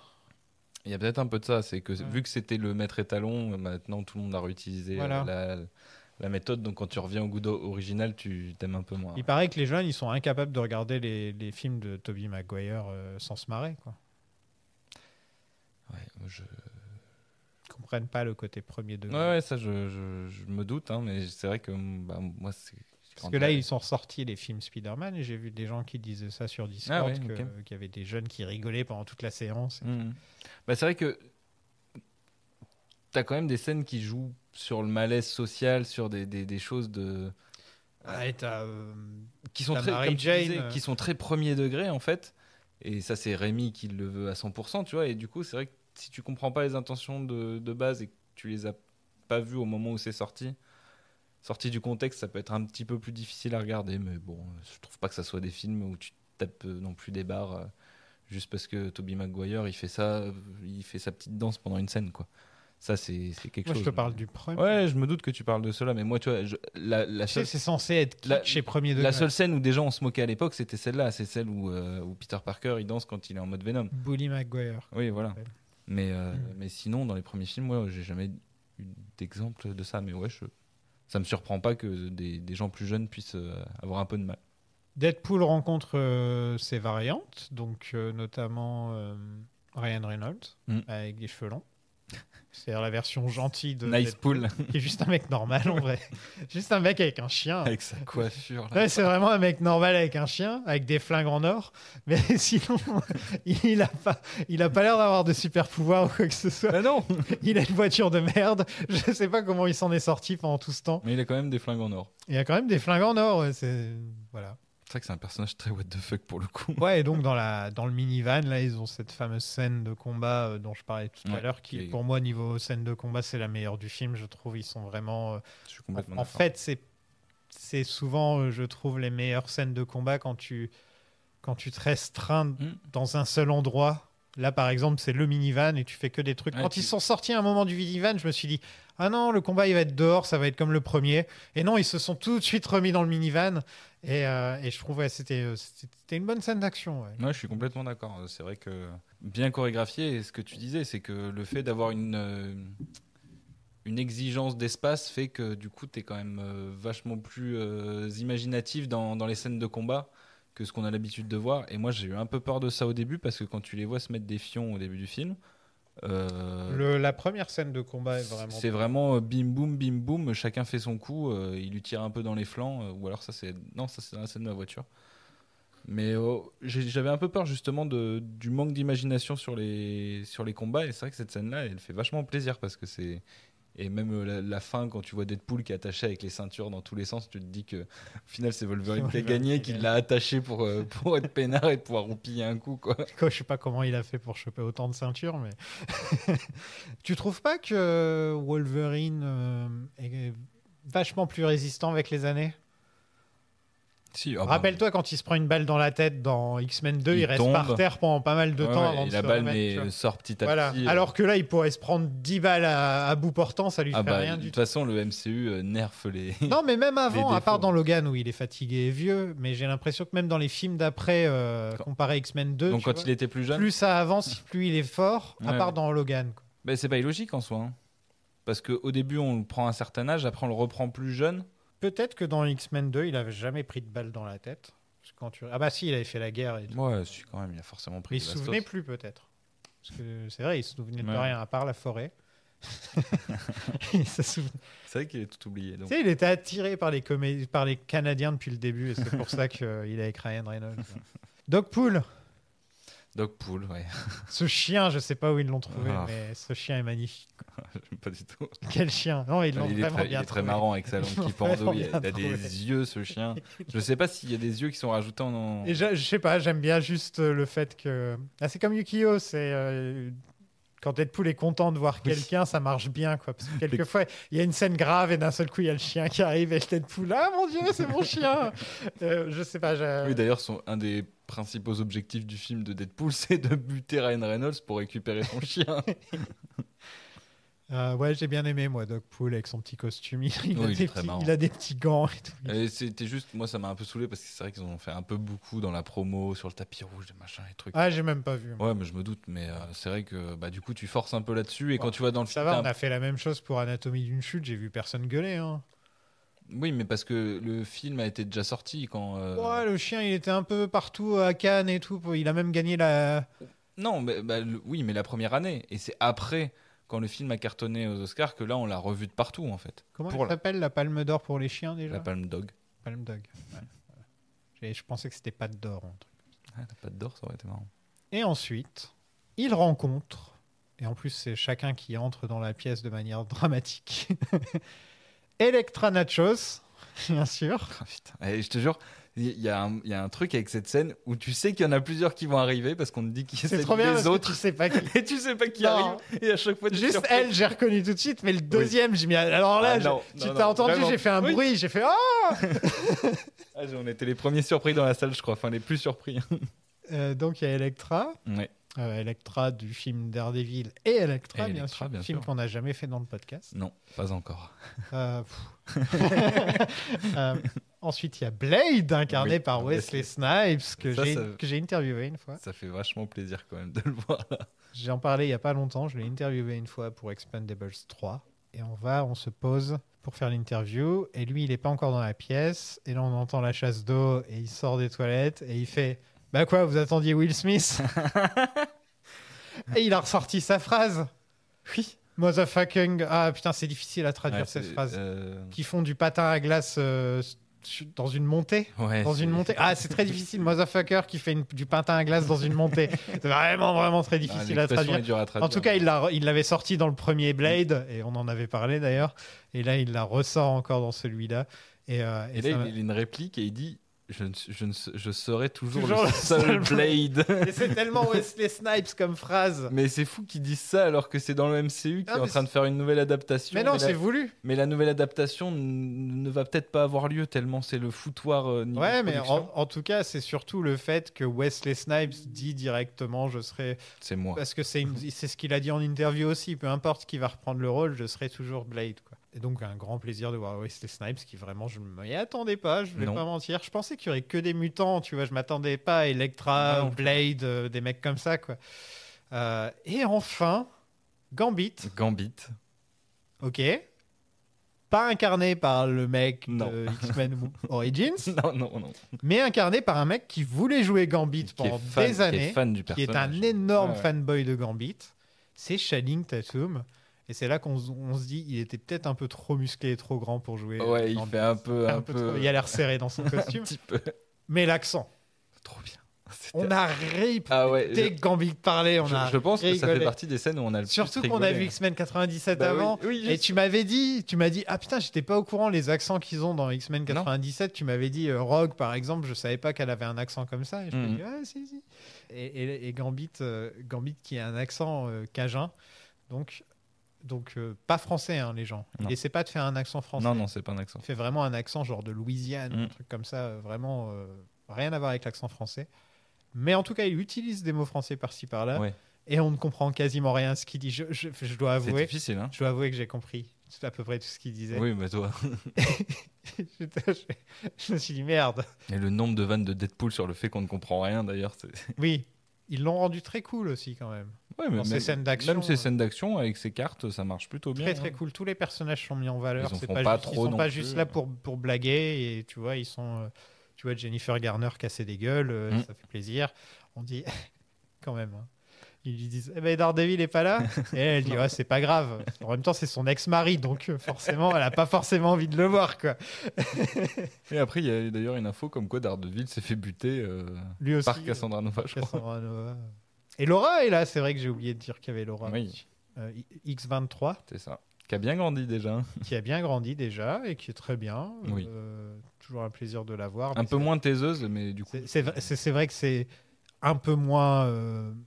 La valeur choquante est un peu moins prononcée que quand tu vois Channing Tatum se pointer au Gambit. Mais le quatuor est quand même assez fou à voir. Ils auraient peut-être dû commencer avec elle. Et j'aurais adoré voir Johnny Storm avec ce quatuor-là. Oui, c'est vrai. Je me demande comment ils ont fait d'ailleurs. Quand ils ont écrit le script. S'ils ont dû contacter chaque acteur avant pour voir si ça les intéressait. Ryan Reynolds qui les appelait directement. Je me demande combien... Ouais, sûrement. Mais je me demande combien de refus ils ont eu, quel genre de personnage ils voulaient mettre. Ou alors, est-ce que c'était vraiment, dès le début, les choix qu'ils avaient... les personnages qu'ils avaient choisis. Ça sera dur de le savoir. Ouais, j'aimerais bien savoir, tu vois. Si, est-ce qu'ils ont contacté, je sais pas, Schwarzenegger pour jouer Colossus ou un truc. Tu vois, ce genre de truc, quoi. Oh putain, je viens d'inventer un truc qui est magnifique. Donc le plan, c'est d'utiliser le casque de Juggernaut pour vaincre Cassandra Nova. Parce qu'elle peut pas mettre ses doigts dans un casque. C'est vrai que c'est un peu con quand même. Ah oui, parce qu'en fait, elle fonctionne pas comme Xavier, vu qu'elle a besoin de toucher quelqu'un. Oui. Donc au final, je pense qu'elle pourrait toucher Magneto avec son casque et quand même ressentir ce qu'il pense et sa vie, etc. Mais je pense qu'elle peut pas passer à travers le métal, donc en fait c'est un peu compliqué pour elle. C'est ça en fait le truc. Pour moi, elle passe qu'à travers le corps, quoi. Ok. Et c'est ça rend super bien quand sur la fin elle est avec Matthew McFadden. La scène est vraiment. met ses doigts dans son œil, c'est les doigts qui sortent de l'œil. C'est pas très bonne idée. C'est pas toujours très bien fait, mais l'idée est bien rendue, donc ça marche bien. T'as préféré quoi alors, voir Elektra, Gambit ou Blade? J'avoue que c'est Blade, moi. Ouais. Parce que je m'y attendais. Autant, tu vois, je m'attendais un peu à Elektra, parce que ça avait un peu tourné. Un petit peu aussi. Mais Ryan Reynolds a joué dans un Blade. Oui. Mais c'est pour ça qu'il est dans le film en fait. Mais oui. Mais on le voit même, je crois, dans une scène dans le générique de fin. Mais ouais, je pense que c'est pour ça, ouais. Je pense, ouais. J'y avais pas pensé. Excuse-moi, vas-y. Du coup, Gambit, c'est pas que je m'y attendais, mais c'est le genre de personnage que j'imaginais voir. Un peu comme ils ont fait avec le Red Richards version. Avec John Krasinski. C'est ça. En mode un peu le fan casting qu'on n'a jamais eu et qu'on vous offre le temps d'une scène ou deux. C'est comme s'il y avait une scène avec Bryan Cranston en Lex Luthor. Parce que pendant des années, c'était le casting. Le fan cast. Avec. Comment il s'appelle l'autre là qui jouait dans Shazam? J'allais dire Captain Marvel, c'est pour dire à quel point je suis vieux. Donc c'était Bryan Cranston et Mark Strong qui étaient. Ce qui est logique. Qui étaient un peu les deux choix. Donc c'est comme si dans Flash, il y avait une scène avec Bryan Cranston en Lex Luthor. Mais du coup, super content de voir Wesley Snipes parce qu'en plus, c'est vrai que moi, je les avais déjà vus, mais même pas tous, je crois, quand on les a fait. Et c'était un peu un plaisir de les redécouvrir et c'est un peu une petite Madeleine de Proust un peu cachée, tu vois. Les Blade, c'est un peu des mauvais films que tu gardes un peu près de toi quand même. J'aime bien le premier. Non, mais ils sont pas même mauvais. Même le 2 est bien. Il y a des bons trucs dedans, mais disons que c'est pas des grands films. Ils ont jamais été très appréciés non plus, quoi. On l'avait fait avec Judith. Ouais, je crois que c'est ça. C'était avec Judith à l'époque où on faisait à distance encore pendant le Covid. Et c'est vrai que très content de le voir. Je pense qu'on était tous les deux un peu. Il a une petite barbichette blanche, ouais. Je pense que c'est un choix de Wesley. Oh, c'est sûr et certain. Mais même tout. Le look, il a dû gérer vraiment au détail près. Ouais. Qu'est-ce que tu penses de cette petite scène entre Laura et Logan où on apprend un petit peu plus sur ce qui s'est passé dans son passé Moi, je dois avouer que j'étais un peu déçu par la révélation, que en fait, c'est juste qu'ils l'ont appelé, et il n'a pas répondu, et ils sont tous morts. Ouais.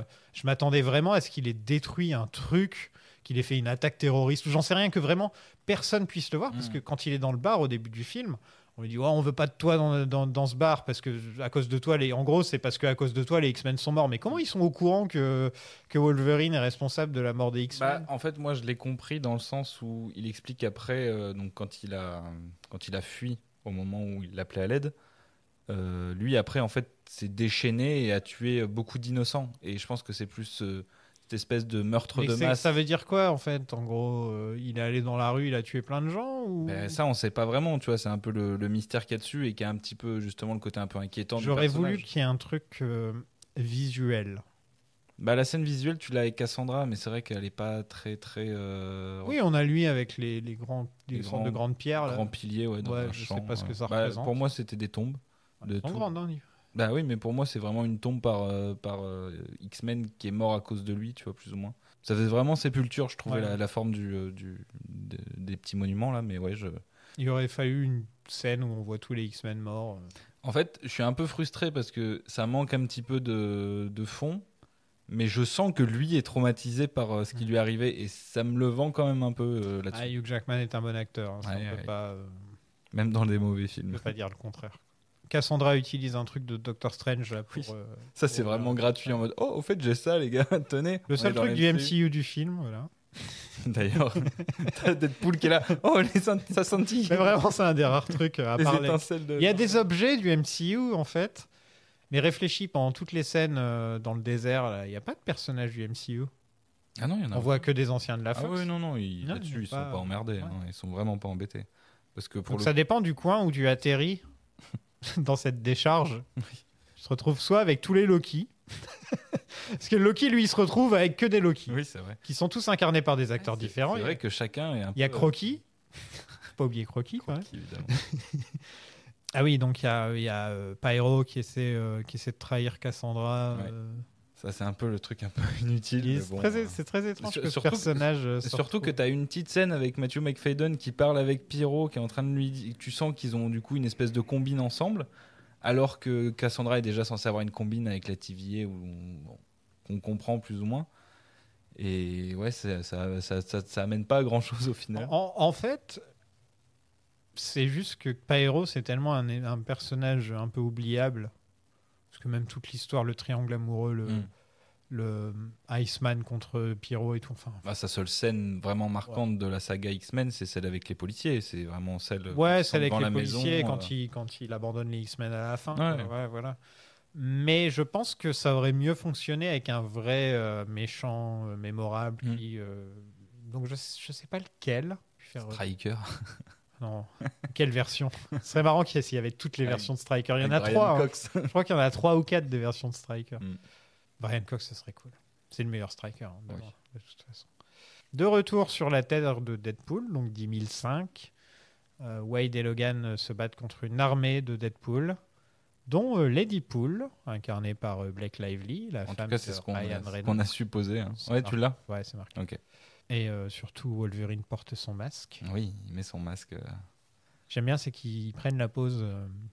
En fait, c'est bien, c'est que c'est aussi un film de super-héros dans le sens où il y a plein de moments iconiques où ils sont ralentis et ils prennent la pause, mais ça marche. Mais Deadpool a toujours fait ça, avoir ces petits moments en slow-mo. Ils font pas ça dans le MCU. Ils iconisent ces personnages de temps en temps, mais ils font pas non plus le côté cool au ralenti. Ils le font dans Guardians. Et ils le font dans quasiment tous les films Avengers aussi. Hein. C'est quand même un... Dans quel Avengers il y a une scène au ralenti? C'est pas un ralenti, mais t'as un panneau assez lent qui tourne autour des personnages. Moi, je parle de dans Ultron, la première scène dans Ultron, quand ils sont à l'assaut. Il y a un petit moment. Et il y a un petit moment de slow-mo et ensuite qui réaccélère. Non, moi je te parle de. Il y en a pas beaucoup. Avec la musique et tout le tralala. Il n'y en a pas beaucoup, je te l'accorde, mais quand même, il y en a 2-3. Mais c'est pas trop le ton du MCU, en fait, ce genre de truc. Donc, quand ils prennent la pause, là, ils sont devant un magasin où il est marqué le nom Liefeld. Rob Liefeld, ouais. Rob Liefeld, qui est donc le créateur de Deadpool. Tout à fait. Et c'est marqué que ça, c'est une boutique pour les pieds. Oui. Et sachant qu'il ne sait pas dessiner de pieds. Il est connu pour ça. Si vous cherchez son nom plus pieds, vous allez voir, il ne sait pas dessiner des pieds. C'est des triangles, ces pieds. C'est pour ça que les pieds de Deadpool, c'est juste une espèce de chaussons, en fait. Ouais. Il n'y a pas de forme. On les voit, en fait, il arrivait à dessiner d'une manière où on voyait jamais les pieds des personnages, en fait. Puis même, il dessinait très mal. Hein. Ah, il est pas connu pour ses dessins. Ouais. Faut voir le dessin de Captain America où il est... Oh là là. Ouais, j'aime pas du tout. Ah, c'est très 90. Ouais, et encore, quoi. Qu'est-ce que tu penses donc de tous les Deadpool? Il y a un cow-boy. Bon, c'est que des versions qui existent. Il y a un bébé. Oui. Il y a une version un peu futuriste. Lequel est cool, j'ai vu, qui était sympa. Je crois que c'était le samouraï un peu qui est sympa. Il y a le samouraï, ouais. Il n'y a pas de Dogpool, j'ai été déçu quand même. Hein? Il n'y a pas de Dogpool. Il y a un Dogpool? Oui. Putain. Black Lively qui ne montre pas son visage, mine de rien. Elle apparaît dans le plus gros film de sa carrière et elle ne montre pas son visage. Ah, les balles perdues à chaque fois. Ah quoi, c'est pas Green Lantern qui c'est pas Green Lantern qui En fait, c'est tellement obvious que tout le monde sait que c'est elle. Mine de rien, il peut pas détester Green Lantern. Hein. Bah non. Il a rencontré l'amour de sa vie. Il doit avoir une affection morbide pour ce film. C'est vrai qu'il a été marié à Scarlett Johansson. Donc il avait un lien avec le MCU quand on pense Deadpool et Black Widow étaient mariés. Le masque de Wolverine, je trouve qu'il est cool. Il y a certains plans où c'est un peu étrange, surtout au niveau des yeux. Mais il le porte bien. Putain, ça marche bien avec la mâchoire de Hugh. Putain, tu te dis 24 ans qu'on attend ça. Il le dit à un moment, 24 ans qu'on attend ça. Et la première vanne qu'il fait dessus, c'est des poignées pour faire des pipes. Ouais. Non, franchement, quasiment tout le film, c'est fan service le film. Oui, c'est toujours le cas avec Deadpool. Hein. Mais c'est un film qui m'a. Enfin, j'avais le smile pendant tout le film. Ouais. Tu vois, j'étais. Et même les moments où tu fais un peu chier parce qu'il se passe pas grand-chose. Wolverine qui met son masque, je suis désolé, mais ça suffit. Enfin, si ça avait été le prochain Wolverine qui met son masque, j'aurais fait c'est cool, il met son masque. Mais c'est Hugh Jackman qui met son masque. Mais je t'avoue que je m'attendais pas à ce qu'ils le mettent dans le film. Il n'y avait pas des images Bon, en tout cas, moi, je m'en étais préservé, mais... Tu te rappelles, c'était dans The Wolverine, où il le montre à la fin, dans les scènes coupées, je crois. Dans l'espèce de mallette, ou je sais pas trop quoi. C'est une scène coupée, si je me trompe. Ouais, une scène d'une version longue, peut-être, t'as raison. Et ouais, donc il faut attraper les ficelles. C'est très important d'attraper les ficelles, et ils le font à deux, et je ne sais pas pourquoi c'est voulu. Mais le haut de Hugh Jackman se détruit totalement, mais pas celui de Deadpool, ni son masque, ni rien. C'est juste vraiment... Il y a quand même une blague de la part de Deadpool qui dit Wolverine n'enlève plus son haut parce qu'il a pris du poids depuis le divorce. Il a divorcé, Hugh Jackman, ou un truc comme ça? Parce que je me suis dit de quel divorce il parle exactement. Mais il n'est pas divorcé avec ça. Non, il n'est pas divorcé, Hugh Jackman. Il est toujours dans sa magnifique relation. Ouais. Non, en plus, je l'ai encore. Si, je l'ai encore. Ah ouais? Il a divorcé l'année dernière. Oh, ok. Il faut une référence à son divorce dans le film. Ah ouais, putain. Il s'est laissé aller depuis le divorce. Et donc, je me suis dit, on va pas le voir torse nu tout le film.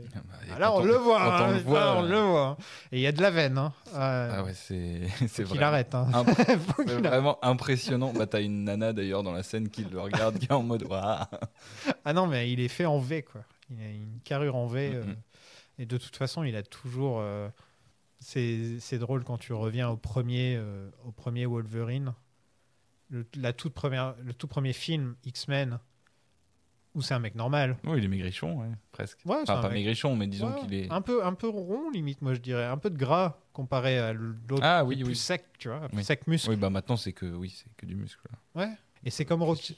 Rocky, dans le premier Rocky, c'est un mec un peu normal, tu vois. Un peu gras. Un peu empâté. Ouais, voilà.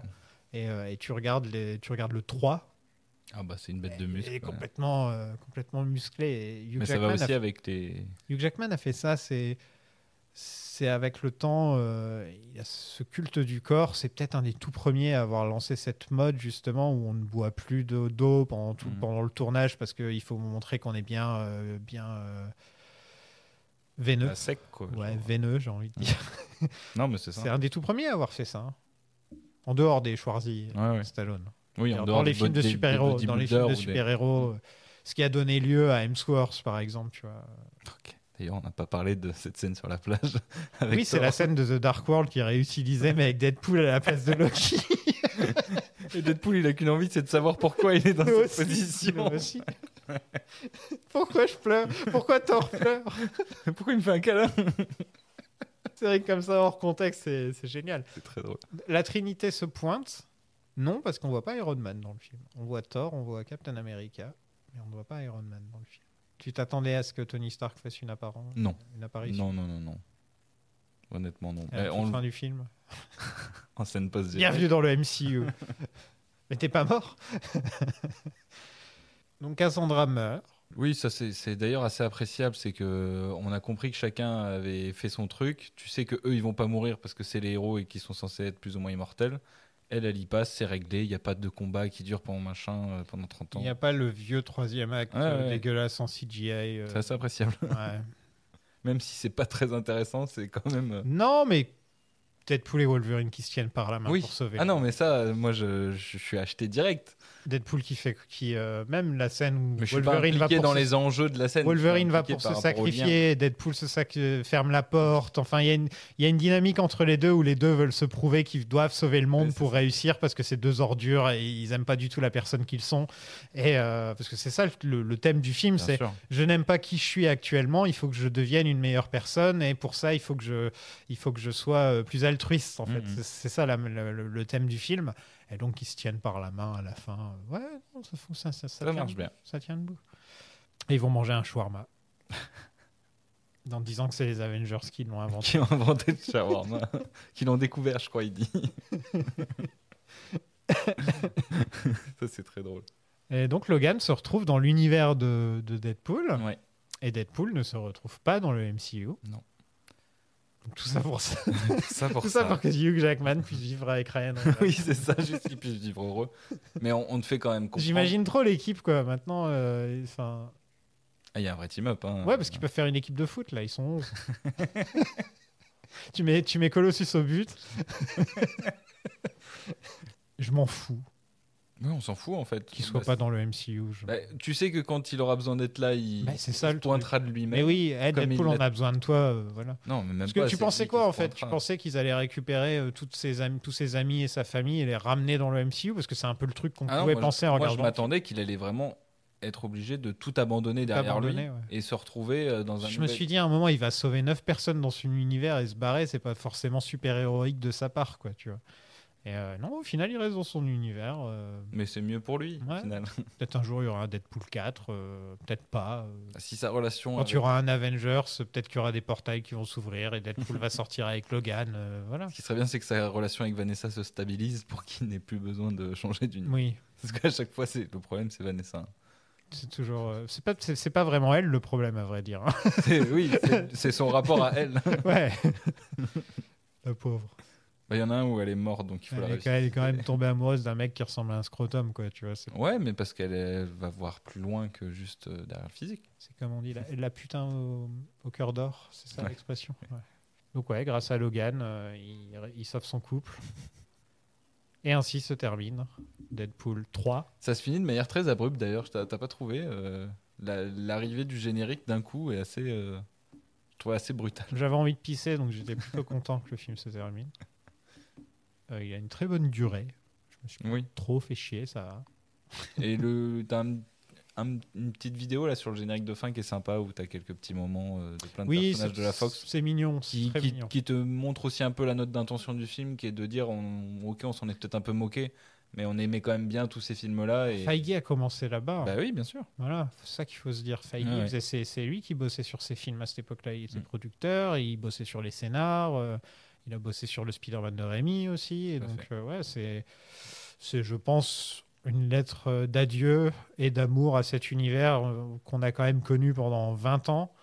Ça fait. Le dernier, c'était il y a 4 ans. Le dernier, c'était Les Nouveaux Mutants, je crois, si je ne me trompe pas. Donc, ça a duré pendant 20 ans. Dark Phoenix, c'était pas avant? Non, c'était avant. Et donc ça a duré pendant 20 ans. Il y a eu des hauts et des très bas. Bonjour Cooper qui vient enfin sentir tes chaussures et tes chaussettes. Oh, t'inquiète, tu m'as senti tout à l'heure. Et puis il y a plein d'autres petits films qui sont pas oubliés, même le personnage du Punisher, qui a quelques qui a quelques scènes, enfin quelques autres itérations au cinéma que nous on n'a jamais traité, mais qui sont aussi il y a tout, il y a les 4 Fantastiques, il y a Blade, il y a tous les X-Men, vraiment, les First Class, les nuls, quoi. On voit Deadpool, on voit le Deadpool d'Origins. Je m'attendais à ce qu'on voit vraiment des X-Men dans le film, par contre. Et on n'en voit aucun à part... C'est vrai qu'il n'y a pas de X-Men dans le film, à part Wolverine. Mais c'est le X-Men, tu sais. Mais oui. Ah bah c'est clairement le message. Hein. Bah ouais, mais ça c'est un problème qu'il y avait dans les films de Singer en fait, c'est qu'il a créé il a créé une excuse pour faire des films Wolverine. En fait, il était intéressé par 2 personnages, Magneto et Wolverine. Ouais. Et par la suite, ils ont essayé de continuer ça sans Wolverine, avec First Class, et tout reposer sur Magneto. Et ensuite ils ont fait ils ont pris un virage. Je sais que tout le monde aime bien Days of Future Past, mais je crois que c'est pour moi la plus grande erreur qu'ils aient fait de ramener Singer et de décider de retourner aux anciens acteurs plutôt que d'essayer de créer un nouveau truc. Quel casse-tête ce film. Ouais, plutôt que d'essayer de créer un nouveau truc. C'est même pas un mauvais film en soi. C'est plus que c'était une idée qui a fait du mal à la Fox sur le long terme. En fait. Ils ont complètement détruit la logique de continuité dans leur franchise. Il y avait Matthew Vaughn qui avait lancé un truc et ils n'ont pas voulu commencer. Ils ont voulu revenir en arrière, peut-être parce que le film n'avait pas autant marché que les autres ou j'en sais rien. Ouais, sans doute, si on remet dans le contexte, c'est possible. Mais... Voilà. Et c'est vrai que il y aurait pu y avoir des X-Men. Techniquement, il y en a 2. Il y a Negasonic, Teenage Warhead et Colossus. Ouais. 3 avec Logan, du coup. 3 avec Logan. Mais c'est vrai qu'il n'y a pas il y a beaucoup de méchants. Il y a tous les méchants un petit peu de la Fox. Je sais pas, je me demande s'ils ont peut-être pas... les acteurs n'ont pas voulu revenir. Je pense qu'ils avaient peut-être pas... Tu vois, un petit Cyclope qui redore un peu son blason, ça aurait été intéressant d'avoir un bon Cyclope dans le film. Ouais, mais ça prend trop de place, je pense. À la place de Deadpool, tu mets Cyclope. Tu fais un buddy movie, mais c'est Cyclope et Wolverine. Tu dis le film se tient bien, il est pas trop long. Si tu commences à rajouter ça, le film il arrive vite sur 2h45. Ouais, mais bon, voilà, si toi tu voulais des X-Men, hein, c'est ça. Hein. C'est ça. Comme ça. Scène post-crédit quand même. Oui, avec une petite vanne sur Chris Evans. Chris Evans qui dit beaucoup de mauvais mots. Et qui se fait bien plaisir. Ouais. Je pense que c'est un énorme plaisir pour Ryan Reynolds aussi de faire dire toutes ces horreurs à Captain America. C'est sûr et certain. Lui, c'est juste le personnage le plus lisse du MCU sort autant de et Chris Evans, qui a toujours cette image un peu lisse, c'est loin d'être aussi lisse que ça. Non, quand tu le vois dans les films avant, c'était il jouait les petits connards, mais Ryan Reynolds aussi, c'était un peu des mecs qui faisaient des films d'université là où ils jouaient Van Wilder et les trucs comme ça, les Sex Academy, les films un peu dans le genre. Et même quand tu regardes Knives Out, tu vois, t'as envie de le taper dans Knives Out. Mettre des claques. Très bon Chris Evans dans son petit... Moi, j'ai toujours bien aimé cet acteur. Même s'il fait pas toujours des très bons choix, il a quand même plein de petits films, si tu vas aller chercher un peu, qui sont super intéressants. J'étais content de le revoir, je m'y attendais pas. Je pensais pas qu'on allait revoir des Avengers. Bon, techniquement, on l'a pas vu, c'est Johnny Storm. Mais on le revoit quand même parce que nous, on a ce côté méta justement qui fait qu'on sait que c'est lui, quoi. Et c'est ça qui est vraiment la bonne idée pour le coup dans ce caméo-là. C'est des caméos super bien utilisés, c'est pas No Way Home où c'est vraiment les ramener pour les ramener sans qu'ils servent à rien, quoi. Dans l'appartement de la grand-mère de Ned. Eh bah, bonne surprise, hein. Bonne surprise, ça fait du bien. Un bon film du MCU généreux qui n'en fait pas non plus des caisses. Enfin, il en fait d'une certaine manière, mais il n'en fait pas des caisses dans les implications que ça a dans le MCU. Donc au final, ça fait un peu du bien d'avoir un film un peu justement décorrélé des timelines classiques et de tous les enjeux de ce qu'on va vite se retrouver dans la tronche avec le prochain Captain America, dont la bande-annonce est sortie. Et tu vois bien qu'on n'est plus du tout sur le même ton que ce film-là, qui se fait plaisir. Je vais me faire chier devant le Captain. Ah, mais c'est évident que toi tu vas te faire chier. C'est évident, il n'y a pas de doute. T'as vu que les frères Russo vont sûrement revenir. Il faut bien les ramener à la rescousse. Hein. C'est pas une mauvaise idée pour... C'est pas comme si leur carrière avait décollé depuis. Ils ont fait quoi, Greyman avec Chris Evans et... Ils ont pas fait un truc avec Tom Holland et Ryan Gosling. Ils ont fait un film avec Tom Holland, Cherry. Cherry quelque chose. C'était nul. Je sais pas vu. Pour Apple TV, je crois, c'était. Et après, ils sont surtout restés producteurs, je crois, de toute façon. Mais c'est vrai qu'au final, ils n'ont pas trop transformé l'essai après les 2 des plus gros succès de l'histoire du cinéma. Toujours des meilleurs réalisateurs que J.J. Abrams. Oui. Je rigole. Je suis pas certain, mais... Non, il sait mieux tenir une caméra, J.J. Disons qu'il a des gimmicks qui sont un peu plus intéressantes que celles des Russo. Non, c'est parce qu'on parlait il y a pas longtemps. Ça m'est venu. Et Russo, il tourne comme une série télévisée, quoi. Donc, Et toi, du coup, t'en as pensé quoi? J'ai beaucoup aimé. J'ai passé un très bon moment. Et tu me connais, hein. Moi j'avais dit que j'arrêtais les films du MCU et tout, et que pour me faire regarder des trucs, en gros j'ai plus ou moins tout piraté. On y arrive toujours un petit peu. Non mais j'ai plus ou moins tout piraté depuis, je vais pas mentir. Voilà. Ouais, j'avais dit que je boycottais les films du MCU, donc je les ai regardés d'un œil à chaque fois. Il n'y a pas eu d'épisode à part Flash la dernière fois. Nous on avait fait un petit épisode rapidement pour dire assez rapidement ce qu'on pensait de chacun des films qui étaient sortis. On n'avait même pas tout vu l'un et l'autre. Non. Il y a par exemple, j'ai pas vu Secret Invasion. Toi, t'as pas vu quoi, Echo? J'ai toujours pas vu Echo. Voilà. Donc tu vois, il y a des trucs. The Marvels, t'avais pas vu non plus quand on. Je l'ai raté au cinéma, effectivement. Et là, je me suis dit, je suis un peu obligé d'aller le voir parce que c'est le premier film important qui sort depuis longtemps. Et même si, au final, il ne mène nulle part. Il est quand même vis-à-vis de Deadpool dans le MCU. Il est important à sa manière pour les films de super-héros d'une certaine manière. Oui, voilà, c'est un petit tour d'honneur pour ces personnages, pour cette... La Fox a quand même été parmi les premiers studios à faire des films de super-héros qui tenaient la route et qui avaient des vraies choses à... Et les caméos fonctionnent, ce qui est rare. Là, c'est vraiment... Non, c'est une orgie de caméos, mais intéressante pour le coup. Parce que, ça fonctionne avec l'histoire, ça tient debout. Ce film aurait pu s'appeler Multiverse of Madness. J'avoue. Deadpool and the Multiverse of Madness. C'est vrai. Ça aurait plus tenu debout. Ça aurait pu être Deadpool détruit l'univers Marvel aussi. C'est vrai qu'il y a ça dans les comics aussi. Ouais. Ça se passe comment? Il est du tout sympa? Soit il devient un être cosmique, soit il y a toujours des trucs... Tu sais, avec Deadpool, c'est pas compliqué vu qu'il est plus ou moins immortel. Tu peux tout lui filer. Et franchement, c'est peut-être le meilleur film du MCU que j'ai vu depuis longtemps, à part Guardians. Parce que Guardians, comme je disais, je le mets un peu à part. Et comme Guardians, c'est un peu un tour d'honneur, c'est un peu une lettre d'amour à ces personnages. C'est des films qui ont du cœur, quoi. Ouais, et j'ai l'impression que les films qu'on aime de nos jours, dans le niveau film de super-héros, c'est les films qui bouclent la boucle un petit peu. Tu vois, Endgame. C'est pas un mauvais constat, c'est vrai. Non, mais c'est vrai, on s'en fout des nouveaux personnages, en fait. Ils sont sympas, hein. Mais tu me dis, tu vas plus jamais revoir Shang-Chi dans un film.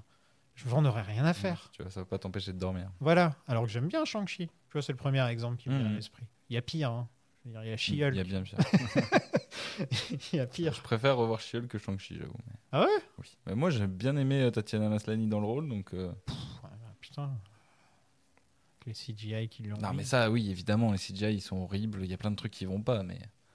Le personnage m'a plus touché que celui de Shang-Chi, quoi. Ouais, même si celui de Shang-Chi était super cool. Je serais pas d'accord avec toi là-dessus. Mais je sais que Objection. T'as détesté. Objection. Mais déjà qu'ils arrivent à faire passer la pilule Sam Wilson, on va voir comment ça va passer avec Captain America, mais ça va pas être simple. Hein. C'est même un des enjeux du film d'arriver à donner de la crédibilité à ce personnage. Donc, Et là, franchement, tu vois, je fais les Missions Impossibles en ce moment. Oui. On s'en fout de l'histoire dans les Missions Impossibles. Oui, tu t'en fous. Là, je m'en fous de l'histoire. Moi, je veux juste voir des interactions. Et c'est ça que le film offre. Les dialogues. Et rappelle-toi la première fois que tu as vu le premier Avengers. Les interactions entre des personnages que tu n'aurais jamais imaginé ensemble dans la même pièce. C'était le meilleur truc à voir. C'était, oh putain, il y a lui, il y a lui, il y a lui. Là, tu ressens un petit peu ça. Ouais, je suis d'accord. Avec des personnages que tu as connus dans ton enfance. Des Elektra, des Blade. Et tu te dis... Et qui t'ont plus ou moins marqué, mais ouais, ils ont tous... Enfin, t'as grandi avec eux, quoi. Imagine de revenir dans le temps... à l'époque d'Electra ou à l'époque de Daredevil et d'essayer d'expliquer ce que c'est ce film et d'expliquer ce que les films de super-héros sont aujourd'hui par rapport à ce qu'ils étaient à cette époque-là. Donc c'est bien aussi tu vois, il déterre le corps de Logan pour rigoler, mais je pense c'est plus on enterre la Fox dans ce film qu'on déterre la Fox. Oui, évidemment. Là, quand tu vois le logo de la Fox à moitié enseveli, c'était un petit clin d'œil, mais au final, il y a le petit montage à la fin pour vraiment te montrer quand même, on aime ces films, on a aimé comment ils ont été faits, on aime les acteurs qui ont travaillé dedans. on aime Brian Singer. Oh putain, elle est con. C'est un des seuls qu'on voit pas d'ailleurs. Ouais, j'espère bien. Mon cynisme s'est évaporé le temps d'un film. Ouais. Je pense que c'est le temps d'un film malheureusement. Et ça fait du bien, c'est sympathique de ressentir des choses. Et tu vois, par contre, ça me redonne un peu confiance dans la vibe que peut avoir les 4 Fantastiques. En l'ancrant dans un truc un peu années 60. Tu veux dire Sofiane Naïkassis Fantastic Four ? Exactement. Ils m'ont piqué mon script. À part en procès avec Marvel, tu vois. Mais après, regarde, le réalisateur là, on s'en fout, c'est Ryan Reynolds qui fait le film. Évidemment. C'est comme Mission Impossible. On s'en fout de McQuarrie. C'est Tom Cruise qui fait les idées. Pour les derniers, Tom Cruise qui a les idées. Les premiers, c'est moins le cas. Mais voilà. À partir de McQuarrie, là, c'est pareil. C'est Reynolds qui mène la barre. Intéressant parallèle avec Mission Impossible. Non, c'est vrai. Non, mais t'as raison. Et Reynolds, c'est pas une aussi grosse star que Tom Cruise. Mais de sa génération, c'est une énorme star, Ryan Reynolds. Dans le monde entier, les gens le connaissent. Alors qu'ils ne savent pas pourquoi. Maintenant, si, parce qu'il y a quand même Deadpool qui est vraiment... Mais avant ça, c'est le mec dans le film. Mais tout le monde se souvient de lui. Il marque. Même si moi, je ne pouvais pas le saquer Ryan Reynolds pendant longtemps. Bien, moi. Et au final, j'ai regardé Welcome to Wrexham et je fais, mais c'est un bon gars, le gars. C'est évident. Et le jour où il a fait Deadpool aussi, il a remonté dans mon estime parce que je me suis dit, il a compris. C'est un gars qui, il s'est approprié un personnage, mais c'était fait pour fonctionner, en fait. Et moi, tu vois, il m'a vachement plus saoulé avec un truc comme... comment ça s'appelait le truc The Guy, là, pas trouvé ça. Et justement, là, il commençait un peu à m'exaspérer. Je crois que Fall Guy, c'est celui avec Ryan Gosling. Il y a trop de Ryan. Ouais, enfin... En tout cas, ce film où il joue un personnage de Lego Movie, mais dans la vraie vie, et où il peut faire ce qu'il veut, quoi. Oui. Genre, où il est je crois que c'est en fait... il est un figurant dans un jeu vidéo, à la base, je crois que c'est ça. Donc. C'est un mec qui se fait le maximum d'argent, qui est partout. En donnant du bonheur aux autres. Qui a des tonnes de trucs, et qui a des tonnes d'affaires, de business et de trucs comme ça, et qui, de temps en temps, fait un Deadpool. Pour vider tout ça. Mais c'est fou, parce que c'est un mec qui a une image très très propre au final. Maintenant, oui, ouais. Et de temps en temps, il fait un Deadpool. C'est très marrant. J'espère qu'on reverra pas trop Hugh Jackman dans le rôle quand même, parce que... Non, je crois que c'est bon. Je pense que c'est bon. Hein. Ouais. Surtout avec ce plan sur le casque à la fin. Je me dis, ouais, on est bien. C'est bien. Ça fait plaisir de le revoir, mais c'est bon. En fait... Il était là pour cocher des cases. Toutes les choses qu'on n'a pas laissé Wolverine faire dans les films précédents, on va le faire là. Le costume, le masque, la violence extrême, les gros mots, les gros mots. En gros, ça y est, on va enfin le faire à 200%. On va faire le Wolverine tel qu'il est censé être à son full potential. Et ouais, il faudrait classer un jour les X-Men, mais basés sur Wolverine, c'est-à-dire comment Wolverine est représenté dans ce film. C'est notre test de Bechdel à nous. Le test Logan. X-Men 1, très bien. X-Men 2, très très bien. Très bien.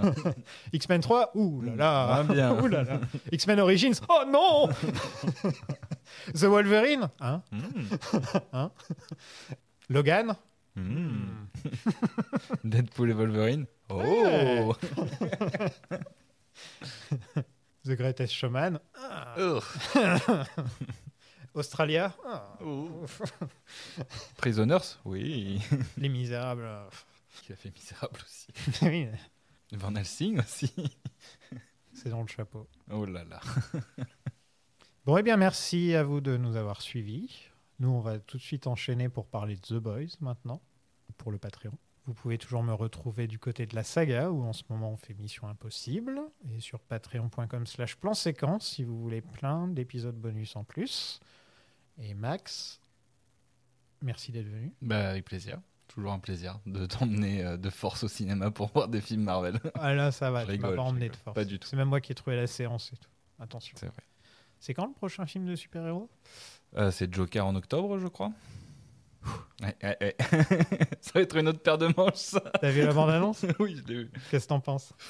Je sais pas. J'ai déjà vu Vol au-dessus d'un nid de coucou, quoi. Je sais pas, on va voir. Dans la bande-annonce de Joker 2, il y a plus de comédie musicale que dans la bande-annonce de Wicked.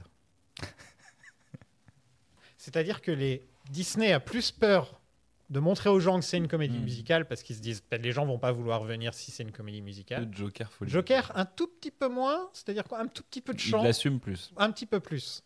Moi, je suis curieux.